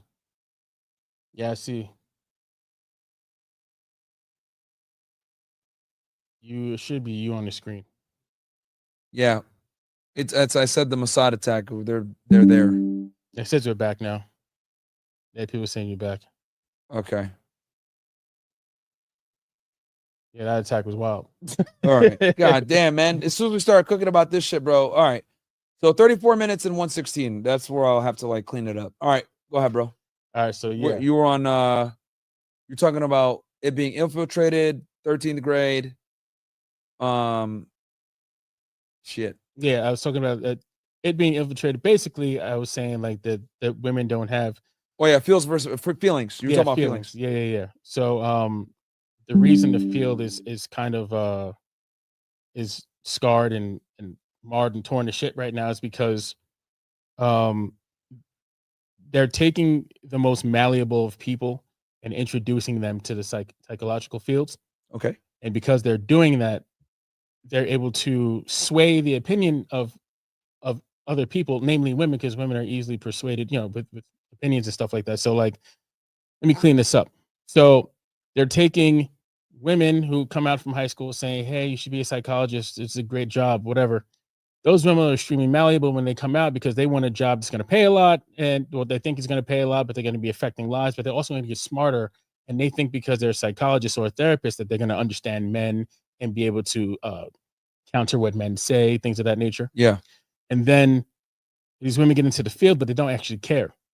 Gotcha. Not only do they not actually care, they find out that the field is it's kind of difficult, you know, depending on which road you want to take. Yeah. A lot of girls have an undergrad psychology degree, but very few of them actually go through and get the fucking full on. There's the undergrad psychology degrees, like I said, that's why I call it 13th grade. Like, I'm not trying to shit on them like that or anything, but you know, it's you don't really need to do much to get it, and you don't have to be smart to get it. Yeah, that's the thing. Facts. You know what I mean? So, bimbos, I know they got psychology degrees. Yeah, and they don't know the first thing about it. Yep. They don't know the first thing about the brain. They don't know the first thing about human interaction. Yep.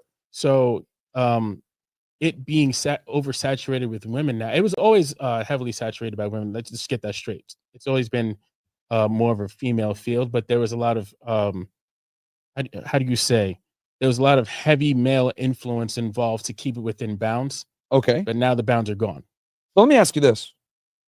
Would you say that the explosion in depression medication, Xanax medications, SSRIs, all this stuff, all this crap that's like exploded when it comes to prescriptions and usage over the past several decades, would you attribute that to the explosion of females in the field, misdiagnosing people and or, you know, or ADHD?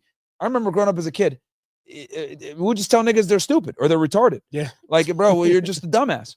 But now it's like everything has a label. ADHD, depression, you know, we need to give you some medication to keep you more calm. Like, would you say that, you know, this over prescription or this over medication of people for mental ailments, is this a product of women entering the field? So I would say two things. I would say because of the hyper adjustment to it, there was a hyper adjustment to having to have a fix for every issue that is mental. And then second, on top of that, Big Pharma understood that. They were able to see that and they capitalized on that and then reinforced that. So okay, they shifted. So like, two different things going on. Two different things going on, but they're simultaneous. They're parallel in nature. Okay. So Big Pharma being greedy. Big Pharma being greedy. Uh-huh. And people trying to over medicate and have a fix for every single psychological issue. When some psychological issues, most people don't go to a psychologist or a therapist. And, you know, often, I must say, there's often confusion about who to go to as well. Yeah. But most people don't go there because they feel like they're crazy. Most people go there because they have an issue and they can't figure out why they can't fix the issue. Mm-hmm. And the issue is almost always something that they've done, but they don't want to take accountability for it, because once you take the accountability, then the change has to happen, and the change triggers something in your body. Well, it's literally in your brain. Your brain does not like change. Yeah. So complacency, because you can get the same dopaminergic effect from doing the same shitty thing over and over again. So kind of like what she said today, and I do agree with her, and obviously she's right about that. That's scientific. Like, for instance, if I keep hitting my head against the wall like a fucking idiot. Yeah. Right. And so if I keep hitting my head against the wall like a fucking idiot, and then I stop doing it, if my brain says like, listen, you got to hit your head on this fucking wall at least 3 times a day for me to feel normal. You know what I mean? I'm being extreme, but that's how extreme, you know, it can be sometimes. It can feel to people sometimes. Yeah. So instead of changing that with cognitive behavioral therapy or therapy to change your cognitive response to things, they just started medicating. And then when women got involved heavily over the years, because remember, birth control triggers a shitload, mostly, I would say like 80% of the shit that's like depression, all that stuff. Birth control is a big contributor to that. So then you get. So you got three things going on. You got going on. the explosion of feminism, right? The mass production and usage of birth control, women becoming whores, which plays into it, being promiscuous. Yep. Then you got big pharma coming in and cashing in on this. And on top of that, you got women entering the workforce as psychiatrists / also a psychologist. Right. So it's almost like a 5-part drive. I don't even want to say a five-headed dragon. 5-headed dragon almost, where it's like all these different things are kind of working together in tandem to create this problem now. Because I remember back in the day, bro, you would say, oh, I went to the shrink, and everyone make fun of you. They call them shrinks. I don't think Gen Zers even know what that means. Yeah, right. Calling them a shrink. Like, being on medication now, mental medication, is completely socially acceptable, right? To be on Ritalin, to be on ADHD to be on Ritalin, what's the one that they used to focus? Adderall. Yeah. Right? Ritalin, Adderall, Xanax, any of this stuff. Yeah. It completely socially acceptable now. It's socially acceptable. And on top of that, what makes it even worse is that they're saying that it's okay to take benzodiazepines and take amphetamines at the same time. So for instance, they're saying it's okay to take a super upper and a super down. Like, yeah, dude, this is my TikTok, man. I'm going to take you on my fucking Adderall journey, bro. I'm a pussy and I need Adderall to focus. And then like when I focus too hard, it hurts my feelings. So I got to take Xanax to calm down. Yeah. That's what they're doing. So it's like up and then down. So you're combining two medications that really, clinically people say you should combine them, but honestly you shouldn't, because that's how Marilyn Monroe died. Yeah. And you're 37, I'm 35. I remember if someone pulled out like, a Ritalin bottle or said, I got to go take my meds, we'd laugh at them and be like, you're a fucking you need medication, you're a retard, right? We roast them. We say, you're just dumb. Now, like these young guys, all of them are on medication, dude. It's like a flex to be like, yeah, I use Xanax or I got Adderall. I remember they were dealing Adderall on college campuses. I was like, what? That was a big thing because it made people feel like a superhuman. Yeah. Because obviously it does elicit response, right? Because it is helping you focus depending on who you are, but it does help people hyper focus and it does help them hone in on things. But it also gives you an amphetamine style thing where you just feel jittery all the time. You have a lot of energy. But yeah, like what you were saying, we used to say people, you can fix things without taking medication, but people would rather not do the work anymore. Yeah. Because there is what they perceive as a quick fix until they realize if you don't have that quick fix pill when you need it, then you hit withdrawal. Now you're an addict. So would you say, and that was actually a good point that you made with birth control being so mainstream that it caused a lot of the problems that they're actually medicating for when it comes to the female side. So with women like infiltrated, because you're saying what, 70-30 now, pretty much? They control it? I mean, it's probably worse than that. I don't know the exact numbers, but I'd say it's worse than that. Like 80-20? Yeah. When it comes to both psychiatry and psychology? Both? Psychiatry maybe a little bit better, but psychology is, I would say, dominated by women all the way. Just dominated. Now, would you say then that does that play a significant role into this over medication society that we have, and this kind of this, I don't know, this very participation trophy type society we got going on? I would say so. From my opinion, right? This isn't a scientific opinion or like a clinical opinion, but yeah, from my opinion, I think it is, because listen, you introduce birth control, right? And then you have women in the field, and then you have women empathizing with women about the shit that women go through when the stuff that women are going through is caused by women taking shit that women take. You know what I mean? Like, because of feminism. Yeah. So it's like it's a revolving door. So yeah, it's definitely contributing to that. Is that kind of why you exited out of it and you're like, man, fuck this shit? I talk about this all the time. Like I got out of this field quick as fuck, as quick as I possibly could, when I realized that, number one, I'm not gonna have a shot, right? Because I'm a black male, I'm gonna be talking to people, right? Yep. They don't want to hear that, number one. You know what I'm saying? Like they don't in that field, I mean. It's not that it's racist. It's just like it's dominated by white women. Yeah. So white women, they don't want me to be like, no, you're wrong. But wouldn't they consider you like an ally to them in that? No. They would say, I don't like this black guy talking to. They want to control me. Oh, that's how it works. So you would only be able to come in if you're on like some cuck shit. Yeah. Sensitive, into feelings, you know. And here's the thing: let's be like, I know your political view. You lean right. Yeah. You know, course. you'd be far more likely to tell someone stop being a bitch. Right. This is all rhetoric that they probably wouldn't accept. No, not at all. They hate it. You know, if some dude came in and is like, bro, I'm from the streets, man, I'm black, like, come on, man, like, I'm a product of my environment. You probably tell them stop being a dumbass, stop sagging your pants. This is stuff that probably would get you in trouble. You know. Oh yeah, you would get in a bunch of trouble because I'd have to empathize with the person to understand. Well, see, I ask why. I understand, like, at a foundational level, you always want to ask why to understand the baseline of a situation. But with this, it's more like, but he shot someone. You need to understand why he shot 5 people and why he's in and out of jail. Empathize. Oh. How's he feeling about it? Don't just tell him to not go to jail anymore. Tell him how to fix it. You out of your fucking mind? That's what they would tell you. Stop shooting people. Yeah, that's literally what they would tell you. that's how it is now. And they also, and people can verify this. They changed the DSM. They changed certain meanings in the DSM. So, like, tell them what the DSM is, please. That is so they know.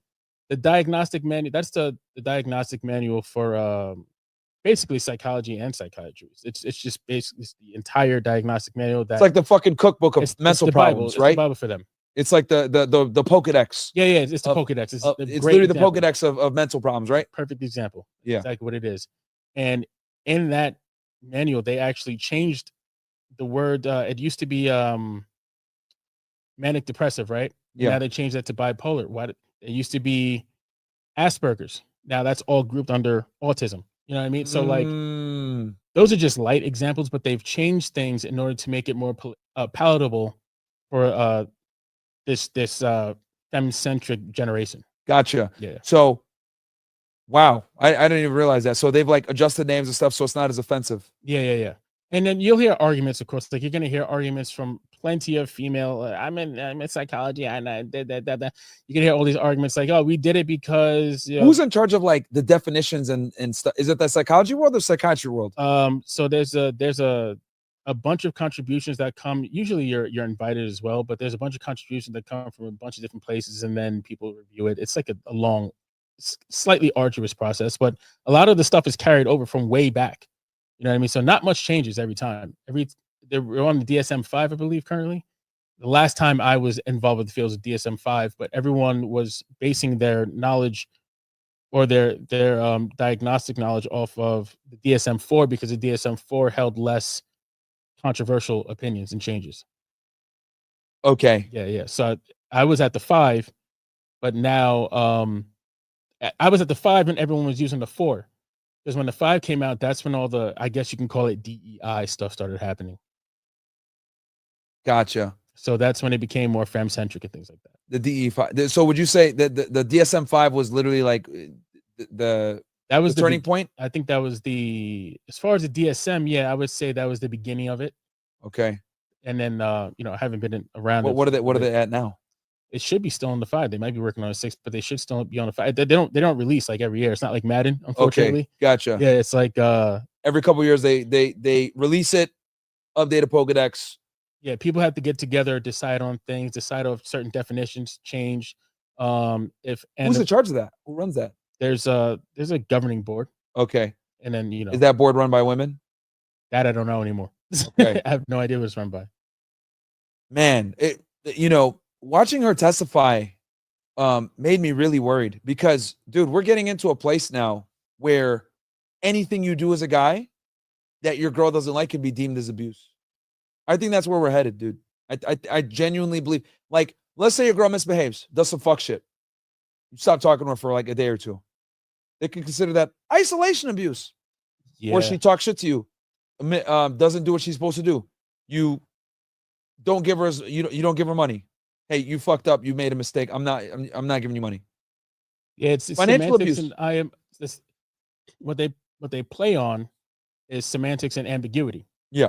So like they use semantics to try to confuse you with words and word gymnastics, word salad, whatever. And then there's a significant amount of ambiguity, so you can't actually pinpoint what the crux of the situation actually was. So like if it was, let's say, like you just gave an example, isolation abuse, right? Yeah. Like they would just that's me just not talking to her. Super ambiguous term. Yeah. So did he not talk to you? Did he not do okay? And then did he put you in a corner?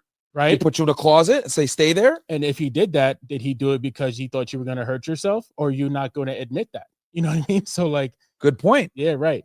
So, dude, I don't know, man. Like this is some wild stuff, because I could just see how this can really like come back and fuck anybody up, dude. Because now it's getting to a point where anything you do to correct bad female behavior or give them consequences can now be deemed as abuse, man.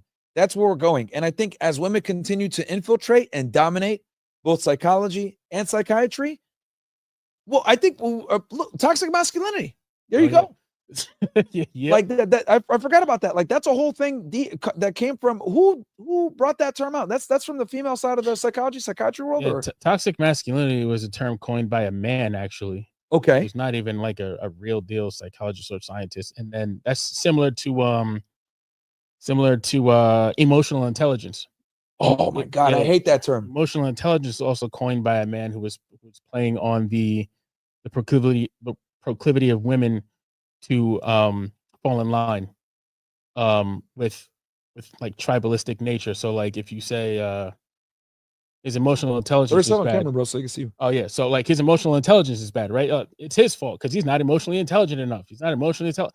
All right, so And you know what's interesting? Women almost always use that fucking term on men only. I Yeah, never see them use it on each other. they're not going to use it on each other because they're not emotionally intelligent.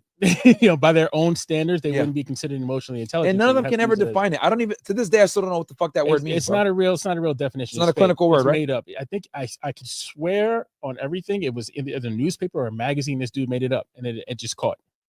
I think someone can verify that, but I think it was in a magazine or a newspaper. Some dude made it up. So it's not a real term. It's not a real term. No, it's not a scientific. Because I noticed women can never define it, and they only use it as a pejorative term to men every single time. It's a pejorative term, or it's a really good straw man for them. That's what they think. It's a really good straw, because if you're not, that's why I said if you take away someone's academic education and you leave them with street smarts and you leave them with intelligence or intellectual capability, every human being is gonna fall susceptible to a couple of things. One of them is ad hominem attacks. That's how you can judge. I think that's a good baseline judge of how you're going to interact in conversation. When someone throws an ad hominem out, and then you either yell at them, go back at them, or you either remain calm. As they say, the first person to cast a stone lost the argument. And then something like emotional intelligence, a good straw man, as far as they're concerned, where like where you say, I don't understand why you're acting like this. Yeah. And you are saying that me reacting like a man is wrong. I'm reacting like a man. All I know how to say is, how do we fix this problem? Yeah. All you're doing is running around the fucking circles nonstop. Well, that's because you're not emotionally intelligent enough to understand the situation I'm in. Because if you were, you understand how I'm feeling right now. And if you did, that's what they do. It's a term that explain to me what emotional intelligence is. And then after you explain to me what you think it is, describe to me what both of those words mean to you. And then we can have a conversation. Yeah. But they never get to that point because they use that, they throw it out to try and derail the argument. That's all it's all for. And it's always used in a pejorative manner every single time to almost like disqualify your understanding of the situation. Right. You interpret a situation in a certain way.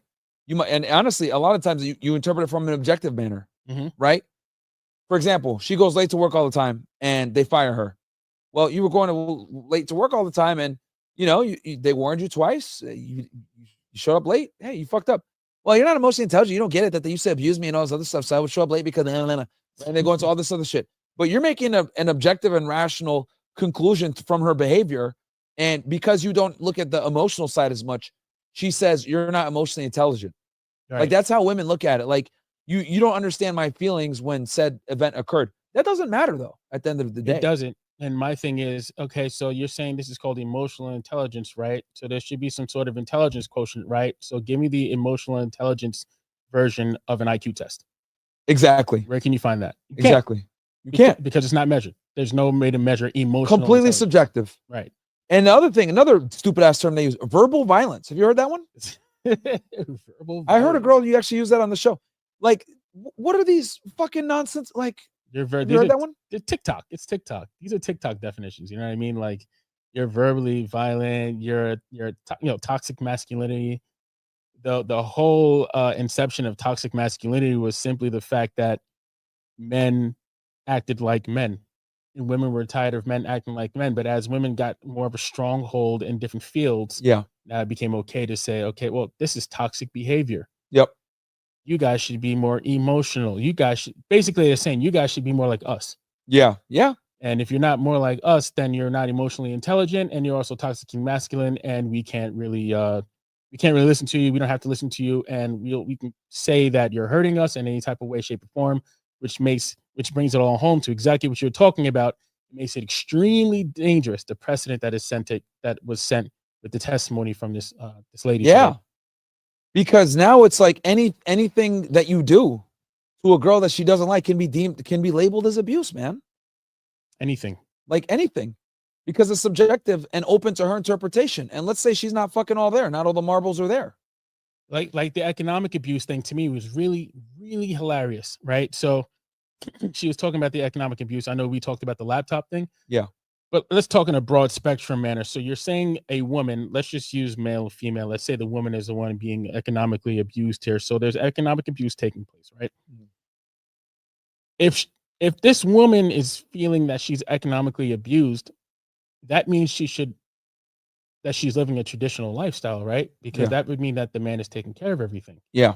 Because if the man isn't living a traditional lifestyle, and the man isn't taking care, and she's an independent woman who happened to get with a guy, there's no way she could be economically abused. Facts. Because she had her own beforehand and during and should after. Yep. So it's like I said, it's all about. And not only that, now that you mention it, these like stupid terms that they use, economic abuse, financial, whatever, it actually disincentivizes women to become traditional housewives. Now that I think about it, right? Like, because it's almost like they coin these terms to encourage women to make their own money and continue on with the feminist rhetoric. It is, because it's funny, in court, as I'm sitting next to you and I'm laughing to myself because we laughed at something that happened in court, and the very next thought was, everything they're saying can be applied. Oh, and the bitches were mad at us, by the way. The women, I don't know if you saw those two like fucking chicks that in the back that were sitting behind us. Like, are you guys together? That wasn't them asking if we're together.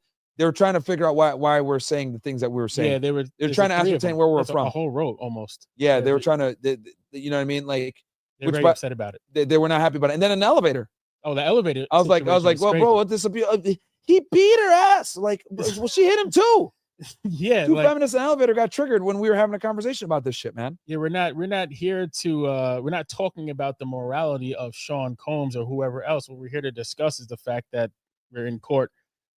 We have to look at the objectivity of the situation, and we're trying to figure out if his charges are going to stick. We don't care. I don't give a shit if he hit her. I mean, yeah, it's bad. I wouldn't hit women, but it's just like it's not what I'm here for. And then she butt into the conversation, which was the problem. She inserted herself into a conversation that she had no point in, and then she wanted to use her emotional intelligence, to virtue signal. It's like, man, this is just like, the more I think about this, the more it's like, like this is actually very, very scary. This is a big case. It's a federal case. Diddy's looking at effectively for him life. Yeah. And we got a psychologist in there who's in there as a subject matter expert, giving extremely fucking, ambiguous definitions or using ambiguous terms that, quite frankly, any woman can use. Because now you could, like, what? Okay, let's say your wife that you live with disobeys you, and you say, you know what? No ice cream for you this Friday. I'm not going to give you no money to go ice cream. And now that's economic and financial abuse now. That's true. It's not even exaggerated. That's the crazy part. You're not even exaggerating. They can use that as financial abuse. Almost some of the things today were borderline like that. I was like, what the, when she brought up the laptop thing, that's when I knew it was like just this inherent bias, and she was talking to them ahead of time. Yeah. Because there was no way she's going to. Yeah, that was a very descriptive fact. Super descriptive. And that's abuse. Like, what if he's going to take away her laptop? The bitch has a job. The bitch had money before Puffy and will after Puffy. Buy another one. Leave. You're going to stay with him because that nigga has your laptop? Get the fuck out of here. So you're going to keep getting beat and everything else that you alleged because the nigga has your laptop. Now, here's my thing, right? I think we got to get to a point now where we got to tell these women, you got two options, bitch. It's either we treat you like an equal, right? And you have all the agency and responsibility of a man, which means if you're in a bad relationship, you got to fucking leave, okay? You're not going to sit here and say economic abuse, financial abuse, I couldn't leave, Stockholm syndrome, all this fuck shit. Or we go back to treating you guys like fucking children with no agency, where a man needs to pretty much run your entire life, which is how it's been since the beginning of time, right? Isn't it amazing how all these different cultures kind of understood that men need to be the leaders and women need to kind of follow their lead? And they did it specifically because of shit like this. So it's like, if we're going to have feminism and we're going to have women be equal to men, which is what feminism is, right? Then we got to give you guys, we're going to give you guys the equality that you guys want, which means that you got to deal with the responsibility. But now we're getting to a point where they have all the agency with none of the responsibility, and they can regress to childlike responsibility and accountability. Yeah. And it's crazy to me, and this is scary because who has to bear the brunt of everything? The man. And then they wonder why guys don't want to get married. They wonder why guys don't want to get involved in serious relationships. It's dangerous now. Yeah. Overcorrecting for agency actually stripped them of their agency and allows other women like this psychologist to strip them of their agency by saying that they can't make conscious decisions for themselves. Yeah. That's what this is. Because they're trying to double dip. And it's like not enough people are calling this shit out. Like I feel like I'm like a crazy man right now. Right? If I were to talk about this, people will say, oh, you're a misogynist, whatever. No, this is a serious fucking problem. We literally have a subject matter expert testifying in one of the biggest cases ever, taking agency away from Cassie, who is an adult, clearly had sound mind, right? Clearly doing what she wanted to do. She admitted to even the assistant who says against Diddy, oh, I don't want to leave because I get an allowance and I live a certain lifestyle. And what happens?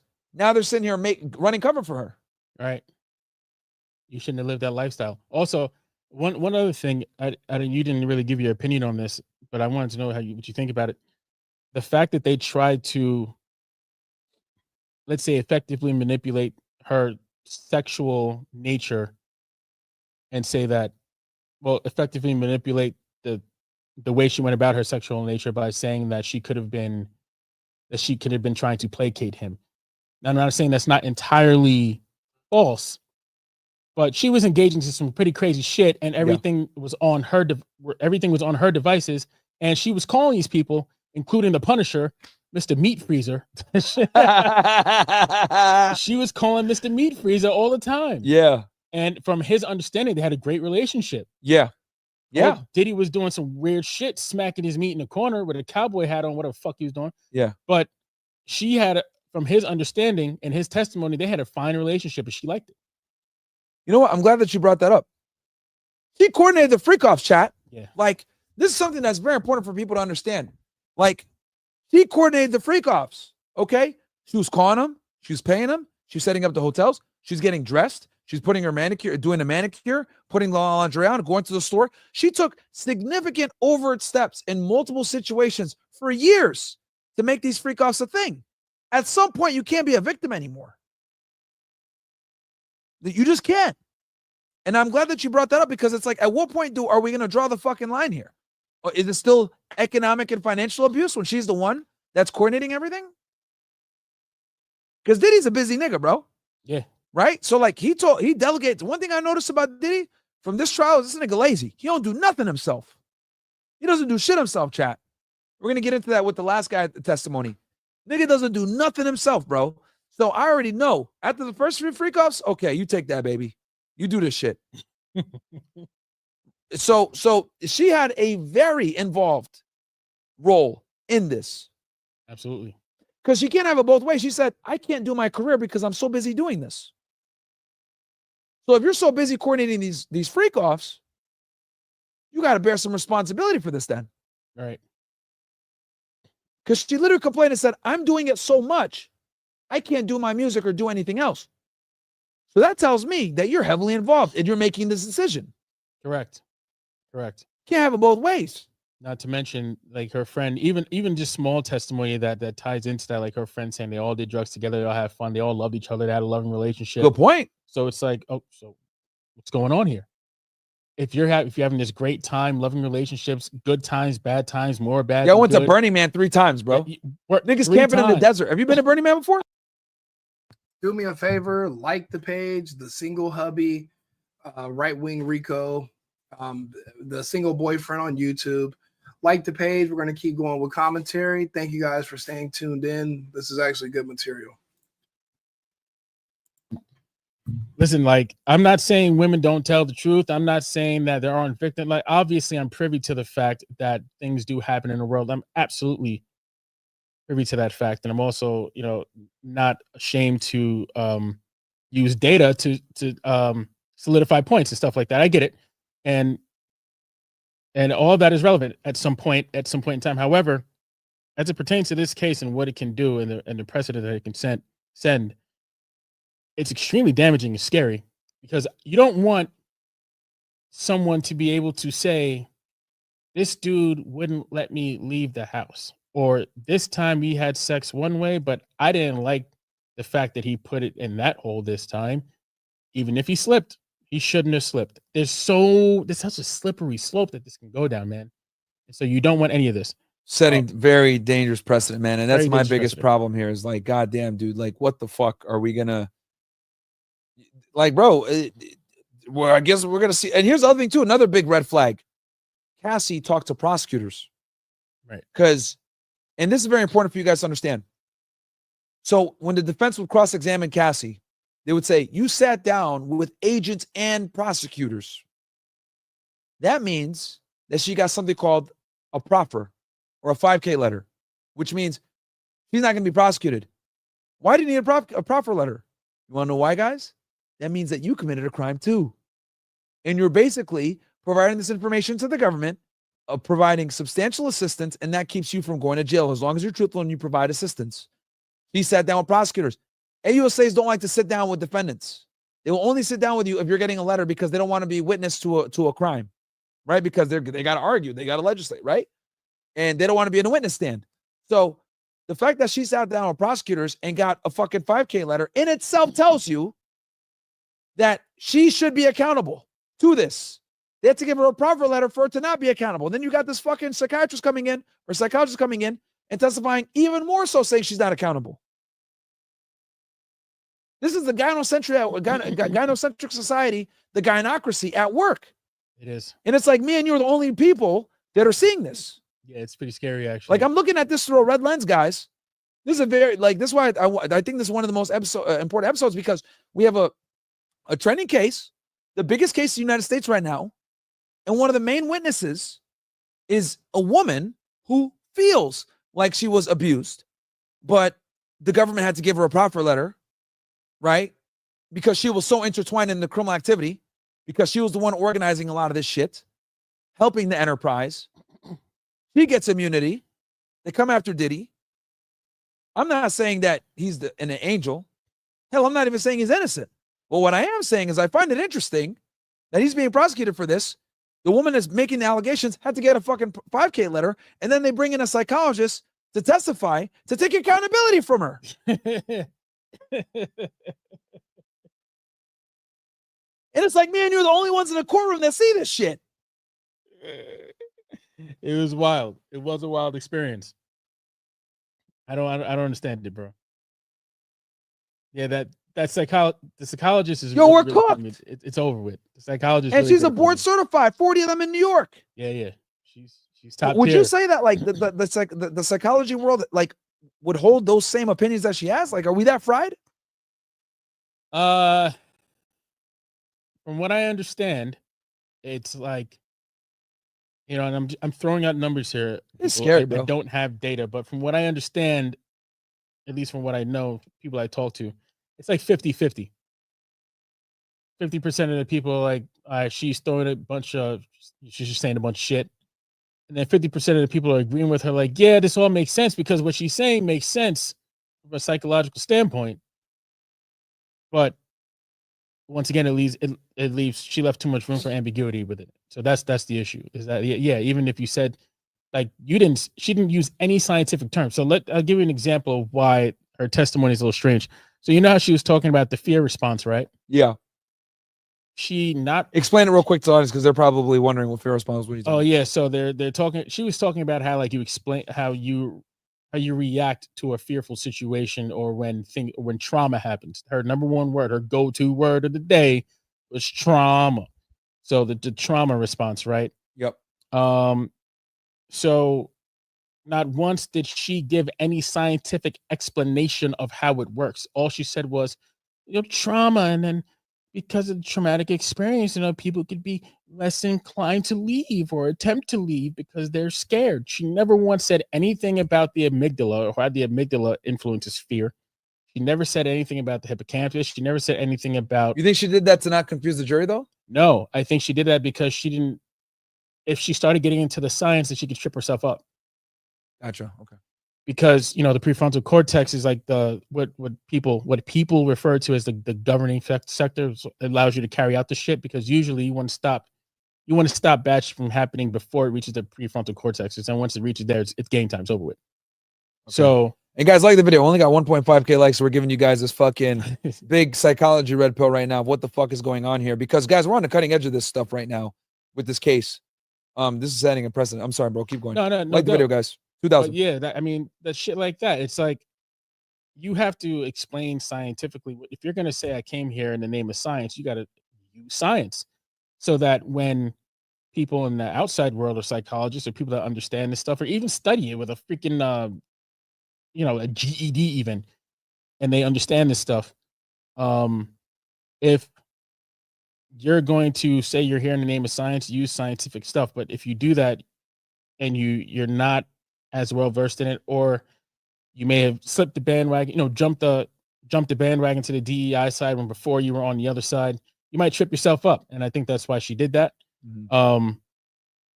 It's just people just want the truth pretty much. They just want the truth straight up. They don't want to hear all these psychological hula hooping explanations and shit like that. They just want you to say what it is. Like this, she's acting like this because of this, and this is how this works with the brain. Mm-hmm. Like tell people when she was getting beat, it was releasing serotonin because she's used to it. Like say some shit like that. Yeah. That's what people want to hear. They don't want to hear she was getting beat and she might have been scared and then she called her cousin and her cousin told her to stay. And no one wants to hear that female shit. Just say what it is, the science.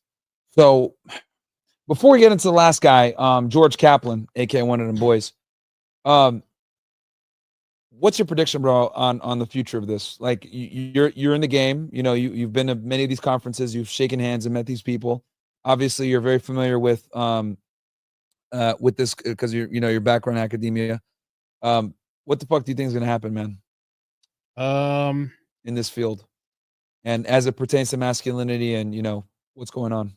Give us the red pill. I think it's shot. Future. I think the field is shot unless they do something about these DEI hiring and all that stuff and all this equity hiring. I think the field is shot.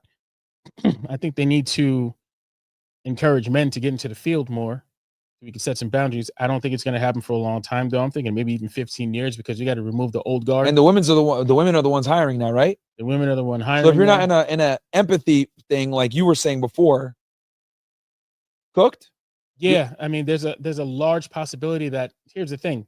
There's a large possibility that if you aren't with the whole empathy gang, as I call it, if you aren't with the empathy gang, if you aren't with the letter gang and shit like that, and you're just trying to come and do your job and do the best that you can do at your job to try and help people, they don't want that shit. They want people that are gonna kumbaya with them and shit and take their word as law. You know what I mean? And take their feelings as law, regardless of the science, because science doesn't always matter. That's one of the most famous things they say now. Science doesn't always matter. Oh, wow. You know what I mean? So like, I think that's what they say, right? That's what people say it all that's the what time. that world. That's what they're saying in that world now. They don't. Science doesn't always apply. Science is not always applicable, and emotional intelligence is the two things that you hear the most. So we got psychologists and psychiatrists using the term emotional intelligence now. Absolutely, 100%. There's probably people in school right now that are their psychology or psychiatry professors using emotional intelligence over and over and over and over again. It's So we're cooked, bro. It's like that. We just call it like it is, bro. Like we're cooked then. Yeah, we are. So do you predict that more people are going to be on SSRIs, medication to, like, we're just going to be even more medicated? Because it's terrible, bro. Yeah, I see kids, teenagers. Oh yeah, I'm on Ritalin. I'm on ADHD medication. What? Yeah, they were putting kids on Ritalin way back in the 90s, but generally speaking, they would put the kids who were like real problem children, like who were going to BOCES and shit. They put those kids on Ritalin. Now they're putting kids on Ritalin, and the mechanism of action for basically the way the medicine works is really screwing up these kids. Gotcha. And there are studies that are trying to correlate that with like the school shootings and things of that nature. School shootings weren't a thing before 1999. Yeah, they were not. Columbine kicked it off, and that was the beginning. There was one girl in the United States who did it before Columbine in like the 70s. In this, okay, like a feminist. Okay, Yeah, okay, look it up. Well, they're sick in the brain, so that makes perfect sense, actually. Yeah. Bruh. Yeah, that's a good point. No, school shootings didn't exist prior to Columbine, really. Maybe one time in the 70s, like you mentioned, but yeah, I don't think that the field is going to have a good time. I think that they're going to continue, like the antidepressants. Men are getting on them more, but women love antidepressants. Oh yeah, they dominate. And it's placebo, a lot of it. You know, Yeah. because you're telling women, you're suggesting something. Women are suggestive creatures, malleable creatures. So I'm suggesting to you that this medicine should and or could work. But if it doesn't, you won't know the fucking difference anyway. Yeah. So take it and let's figure it out. And then you tell yourself, I feel better. But you know what really happens is they do that. They take the SSRIs or it's SSNIs, SSRIs. They take the antidepressants in combination with, let's say, a Xanax, a benzodiazepine, to calm them down, calm down the anxiety. So they never get enough anxiety up for their body to learn how to deal with stressful situations, right? So they start that young. Not to mention they drink, they party, they don't sleep, they don't drink water. Bro, I don't know what it is. Women don't drink water. Yeah. You notice that? Yeah, that's a weird thing. Yo, And they talk about it too. They like flex it. Yeah, like bitches don't drink water, bro. It's weird. It's very really strange. weird. They don't have enough for for their bloodstream to operate properly. Yeah. They live like shitty lives. Guys, I'd like all of you guys to shadow a regular female one day. They eat weird shit. Like they don't eat like protein. They don't eat healthy food. They eat like random stuff. Like they'll eat like 7 fries. Like, yeah, I'm good. I'm full now. And drink water. Yeah. And drink like a diet Dr. Pepsi or some shit. And then like they don't exercise, bro. It's just crazy, like how it is. Like, anyway, whatever. I can talk shit about that all day. Neuropsychology is nothing's going great. I mean, they're trying to make advances in certain things, but they're gonna keep taking the antidepressants because, like I said, it's either you take. So you think we're just gonna continue to get even more medicated, right? You just get more medicated and more medicated until it hits a breaking point. So until it hits a climax and a plateau, and then you start to go back down. But as of right now, no, just give me more medication. What I was going to say is it's not usually the medication that's working. It's a combination of medication and therapy, but it's really the therapy teaching them to have better habits. And then they think it's the medication. Gotcha. Right. And so that's what happens a lot of the time. Yeah. And Big Pharma's not going to stop. They're making a killing. Yeah. No way. They're making a fucking killing, dude. They're not going to say shit. So, all right, let's get into the last witness here, and then we'll close this thing out. George Kaplan. And guys, shout out to Chad. Thank you, bro, for coming, man. I asked you last minute to come with me, and you just came. So I really appreciate that. Thank you for having me. I appreciate everything, man. Yeah, man. Seriously. And we're working on some big shit behind the scenes, by the way, as well, guys. So we'll see what happens. George Kaplan, 34 years old. This was the next witness that came out. What's this guy, number what, 12 or some shit now? Yeah, 12 or 13. So George Kaplan, one of them boys, he worked for Nickelodeon for 7 months prior as an executive assistant. Then he worked for Combs Enterprises, which is the holding company for all of Diddy's companies. Then he ended up becoming Diddy's assistant. He worked at 1710 Broadway. He worked as the executive assistant. This was in from 2013 to 2015. He reported to Christina Courtroom, KK, who ran Diddy's life. He basically reported Diddy's house in LA, 200 Mapleton, Los Angeles, California. Carried his bags, made sure everything was taken care of. He worked there longer. He worked a lot of hours. He worked 80 to 100 hours a week. He made around 125K per year, right? 120, no, not per year, 125K in 15 months. In 15 months, and then he got paid out that same rate for the last 3 months of his employment. Okay. He started work at 9:30 a.m. and that can fluctuate as to when he would go. Earliest he ever got off was 6:30 p.m., but he was also the latest he would get off at 6:30 a.m. Also worked those slave hours, as you guys know. Diddy was working on a mixtape at the time when he came in, so they were super busy. He also was familiar with the security. Diddy had homes in Los Angeles, New York, New Jersey, Miami, and Los Angeles, New York City, New Jersey, New York, the Hamptons, and Miami. He discussed with Diddy. He basically got Diddy whatever he needed: food, drugs, iPads, whatever. Diddy threatened his job monthly. He claimed he only wanted the best. One story he gave was where Diddy told him to go to Whole Foods to get him a gallon of water. And he couldn't find this gallon of water, so he got him 2 half gallons of water and brought it. And Diddy got in his face and yelled at him and said that he would fire him, which is fucking nuts. Like, but you know, I'm not surprised, bro. When he told that story, I was like, you know what? This is how this nigga really is. That makes them do weird shit. Yeah. Remember making a band? He made them go all the way to Brooklyn for cheesecake. Cheesecake. Slap you over cheesecake.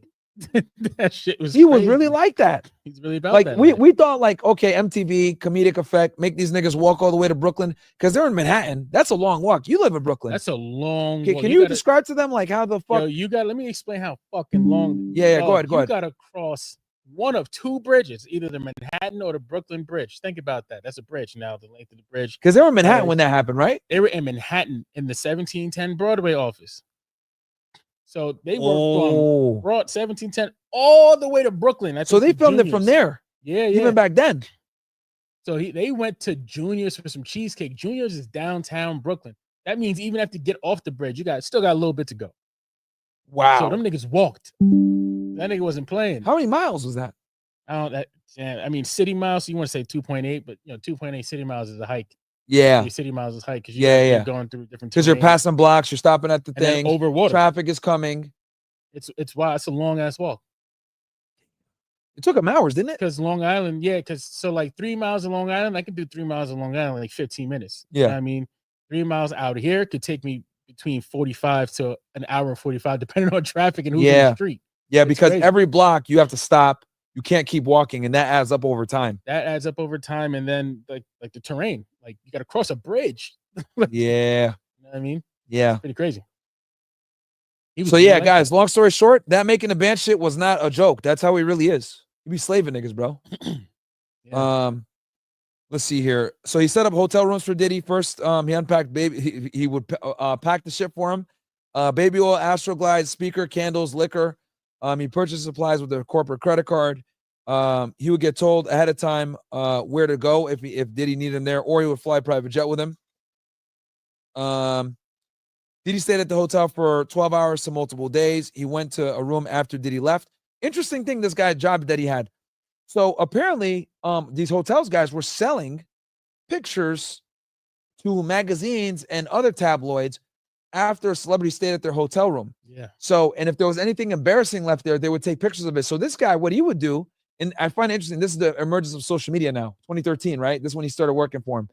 So this guy's job was after every hotel stay, he would go in there and clean it up, chat.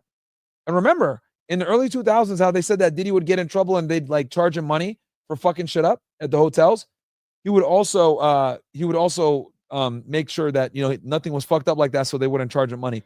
But he said there would be baby oil all over the place and fucking Gatorades and shit. Baby oil, Gatorades. But that was his job, bro. Nigga would come in and clean up after a freak off. Yeah. He said baby oil everywhere too. Yeah. Gatorade and then the Astroglide. Bruh. And he said it would be in his bag too. Yeah. He had to work to protect Diddy's image. Because the image, he would protect the image because they would obviously sell the pictures. D contacted him frequently when they're at the hotels. It could be anything from getting him food, clothes, to drugs. He bought drugs for Diddy on 2 different occasions. One time he bought MDMA in Miami, gave the guy cash. Another time he bought him some drugs. It was pills. He didn't know what it was. This was in Bel Air. He went all the way to Hollywood, got the drugs, brought it back to Diddy, paid for it in cash. And that's where the testimony ended. So we're going to follow up the next day with this guy. He was walking around with the HSI detail, so I predict he has some shit to say. Remember, we're gonna get in an elevator, and they said no. I'm not gonna hold you. That shit creeped me out a little bit. If you were next to me, I was like, who are these niggas? Yeah. They were like, So guys, we're in courtroom number 20 and on the 24th floor. They're up filming in 20, not filming, but they're up in 26. We're in one of the overflows. So we click the thing to go down. The witness is in there and 2 HSI agents. We're about to get in the elevator. It's like, nope, you guys can't get on. And that's when you saw him, right? Yeah, he looked weird, didn't he? That posture. I was just gonna say that posture, the raccoon eyes, like he was on. He had raccoon eyes, yeah. Like he looked like he was on drugs for a couple, or like in preparation. Yeah, he was on a bender. Like he was on a bender. Like, damn, I got to testify against Diddy. But I will say the one correlation I can draw between both of them, James, the other assistant, the first assistant, and him, is that there seems to be some loyalty to Diddy. Like they're giving facts out so they don't get in trouble. Yeah. But there seems to be some cohesiveness of loyalty. Yeah. They're not like completely shitting on him too bad. Because he, damn well he knew what drugs were in that thing. Oh yeah, bro. And he was like, I couldn't tell you. It's just a bag. Yeah. Just like it's very obvious too that they got subpoenaed and they're forced to testify. Right. The other guy said, yeah, you guys, subpoenaed me twice. The other girl, Carrie Morgan, straight up said she didn't want to be there. Right. Like they subpoenaed her too. So a couple of these witnesses are actually there extremely reluctantly. Yeah, and it's funny because Carrie Morgan actually, I think, and Carrie Morgan, just so you guys know, that's Cassie's best friend. We didn't talk too much about her testimony because it was kind of boring. Like basically, she confirmed a lot of the things that they went on trips, went to Burning Man. Her and Diddy were friends. Didn't she send a long ass text to Diddy? She sent a long ass poem to Diddy. Yeah, she sent a long. Can you talk about that? Because I didn't get a chance to talk. So about what that. happened was Diddy wanted to get Cassie something for her birthday. He wanted what's her name again? Cassie or Carrie Morgan? Carrie Morgan. He wanted Carrie, the white girl. The white girl. She a thought, bro, too. She is. She looks obvious. like one. Yeah, obvious thought. Partying in New York City in the early 2000s, cooked. Yeah, super thought. Wouldn't want to touch that with a 10-foot pole. But she wrote a poem. Yeah, she wrote a poem to Diddy. Yep. To help him with Cassie's birthday preparations, essentially. But she was writing an affirmation poem to Diddy, so it was weird because he wanted help with with Cassie's birthday stuff. Yep. Then it was a blank text. She clarified the defense saying that the text is blank, and then after that there was an affirmation poem, and she was they used that to lead him and say, well, you're sending him affirmation words, and then she said, yeah, he was just going through stuff and she was trying to help him. And then they asked, do you know this girl? Then they brought up Cassie's friend, Cassie's other close friend who used to give her drugs and do drugs with her. They brought her up a couple of times and they got her to say, which girl? Forgot her name exactly. She was the one on the right side of the picture. There's a picture of Cassie, Carrie, and then the girl. She was there twice. She went to Burning Man with them. She was upstate in the upstate photo. She was there too.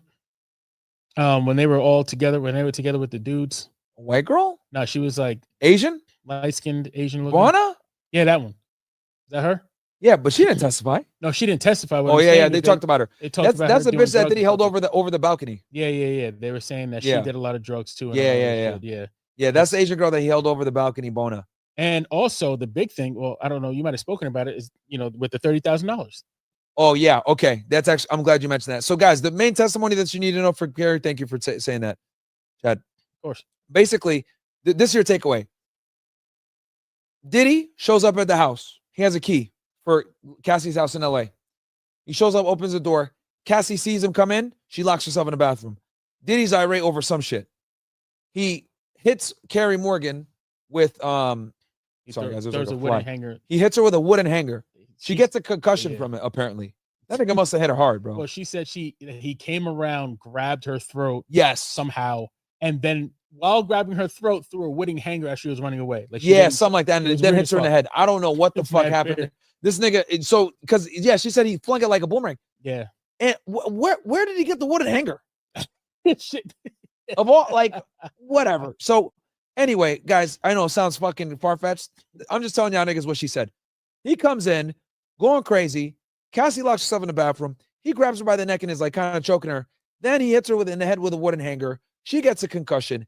So she goes and hires a lawyer, tells the lawyer that she wants to sue. A month later, Cassie meets up with her at a pizza shop and slides her an NDA and says, hey, sign this NDA. We'll give you 30. They're going to give you 30,000. What's her name? Takes the money. Third defense, what? This is 2008? Yeah. She was going so this is like 08? Was it? It's 2013, I think, or something like that. Oh, yeah, no, it's 2018. Yeah, 2018. 2018. Yeah. Sorry. And then that's why they're not friends anymore, because Carrie felt like Cassie didn't have her back. Yeah. But she got her 30K, which is the equivalent today, what, 40,000 now? Yeah, she got her the 30K. The problem with that was, I think that the problem that she had with it was that Cassie basically said to her in woman speak, as you. Oh, you're being dramatic. You're being it. dramatic about Yeah, this. You're dragging Yes. this shit. You're being dramatic. Like, Yeah.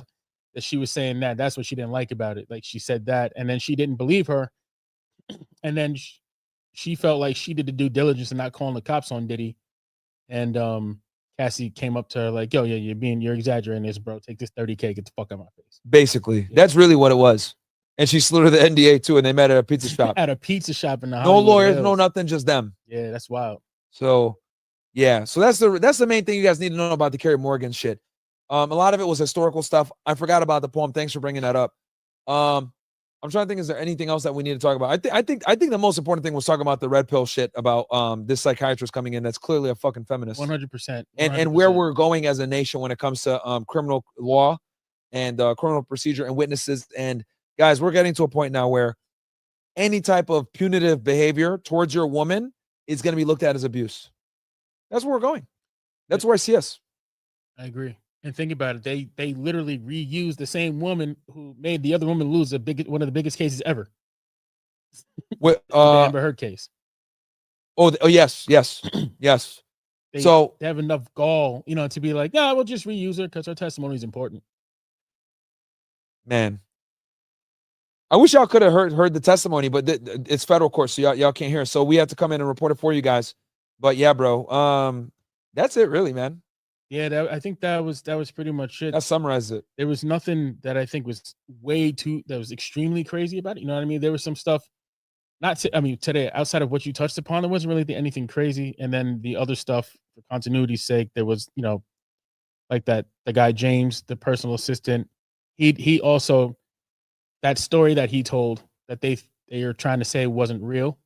I think that's the only other thing, because he told a story about riding around with D-Rock and Diddy with 3 handguns on Diddy's lap. Oh yeah, Diddy was like, basically, Diddy let this nigga know in so many words, you about to pull up on these niggas. You got to shoot something on Suge Knight. On Suge Knight yesterday, yeah. And they're trying to say that story's fake. There's no way, because they were like, didn't you leave D-Rock? You didn't leave D-Rock by himself at the McDonald's or wherever the fuck they were. He's like, I'm telling you, dog, I didn't leave D-Rock. Yeah. Because why would I leave him, the security dude? So yeah, there was that. But then that was it. All right, I'll read some chats here. So super chats. We got only right wing in Cali. Hey man, I'm 19 years old, just got approved for my second credit card. I have 767 credit score. Any advice how to stay on track or what else I could do? Increase your credit limit, keep it below 30%. You'll be straight. Make 100% on time payments. Mr. TT Kaka says, if he said he 39 on Wi-Fi, that means 39 wireless and his default. You need to have a wired connection to live stream. L producer. Bro, that has nothing to do with Chad though. Like this place comes like that. Yeah, and I also suggested the Ethernet thing. Yeah, Act Studio just doesn't have Ethernet internet, bro. Martin, love the show. Great insight and information on this case. Would you ever consider doing another Avengers panel with Diddy the Diller, the OG OJ Simpson, Bill Cosby, R. Kelly, and Ghislaine Maxwell? Give it a good work. All right, nigga. Dr. B84, psychiatry is 4 years of residency training after med school. They can prescribe antidepressant, anti-anxiety, and antipsychotic medications, name a few. They're also trained to do psychotherapy. Okay, that's Dr. B84 is one of the docs that watch the show. Thank you. So yeah, they're actually doctors. Anti-Semcat goes, Charlie Kirk just got cucked. Okay, I'll take a look at that. Nikhil says, Chad, if you actually went to Harvard, what house were you in, and what was your go-to late-night food spot in the square? So I actually started off in Kennedy School. I'm just going to leave it at that because I don't want to give out too much stuff. And also my favorite thing in the Coop, well, I used to go to the Coop and hang out at the Coop, and then I never really ate in the food square. I always left campus to go eat because there was a lot of, there's a couple of spots there. There's the cafeteria, but I didn't really stick around there. I stuck around the river, and then I would go and leave to go get my food simply because, I'm not even on camera. Yeah. And the Kennedy School, can you describe, Kennedy, let's just say it's the school, the politics school. The political science school, right? Yeah, they call it public policy. Okay. Yeah, right. Yeah. I never really ate on campus because I never found anything on campus too delicious. And when I was there, I was always getting lost. So yeah, it's a fairly big campus for only 5,000 students, bro. Yeah, it's a huge campus. Like there's this. I used to use the big. I think it's a bank. There's like a big bank with like a clock on it. I used to use that to orient myself because if you orient yourself across directly from the clock, that's where the buses start. Yeah.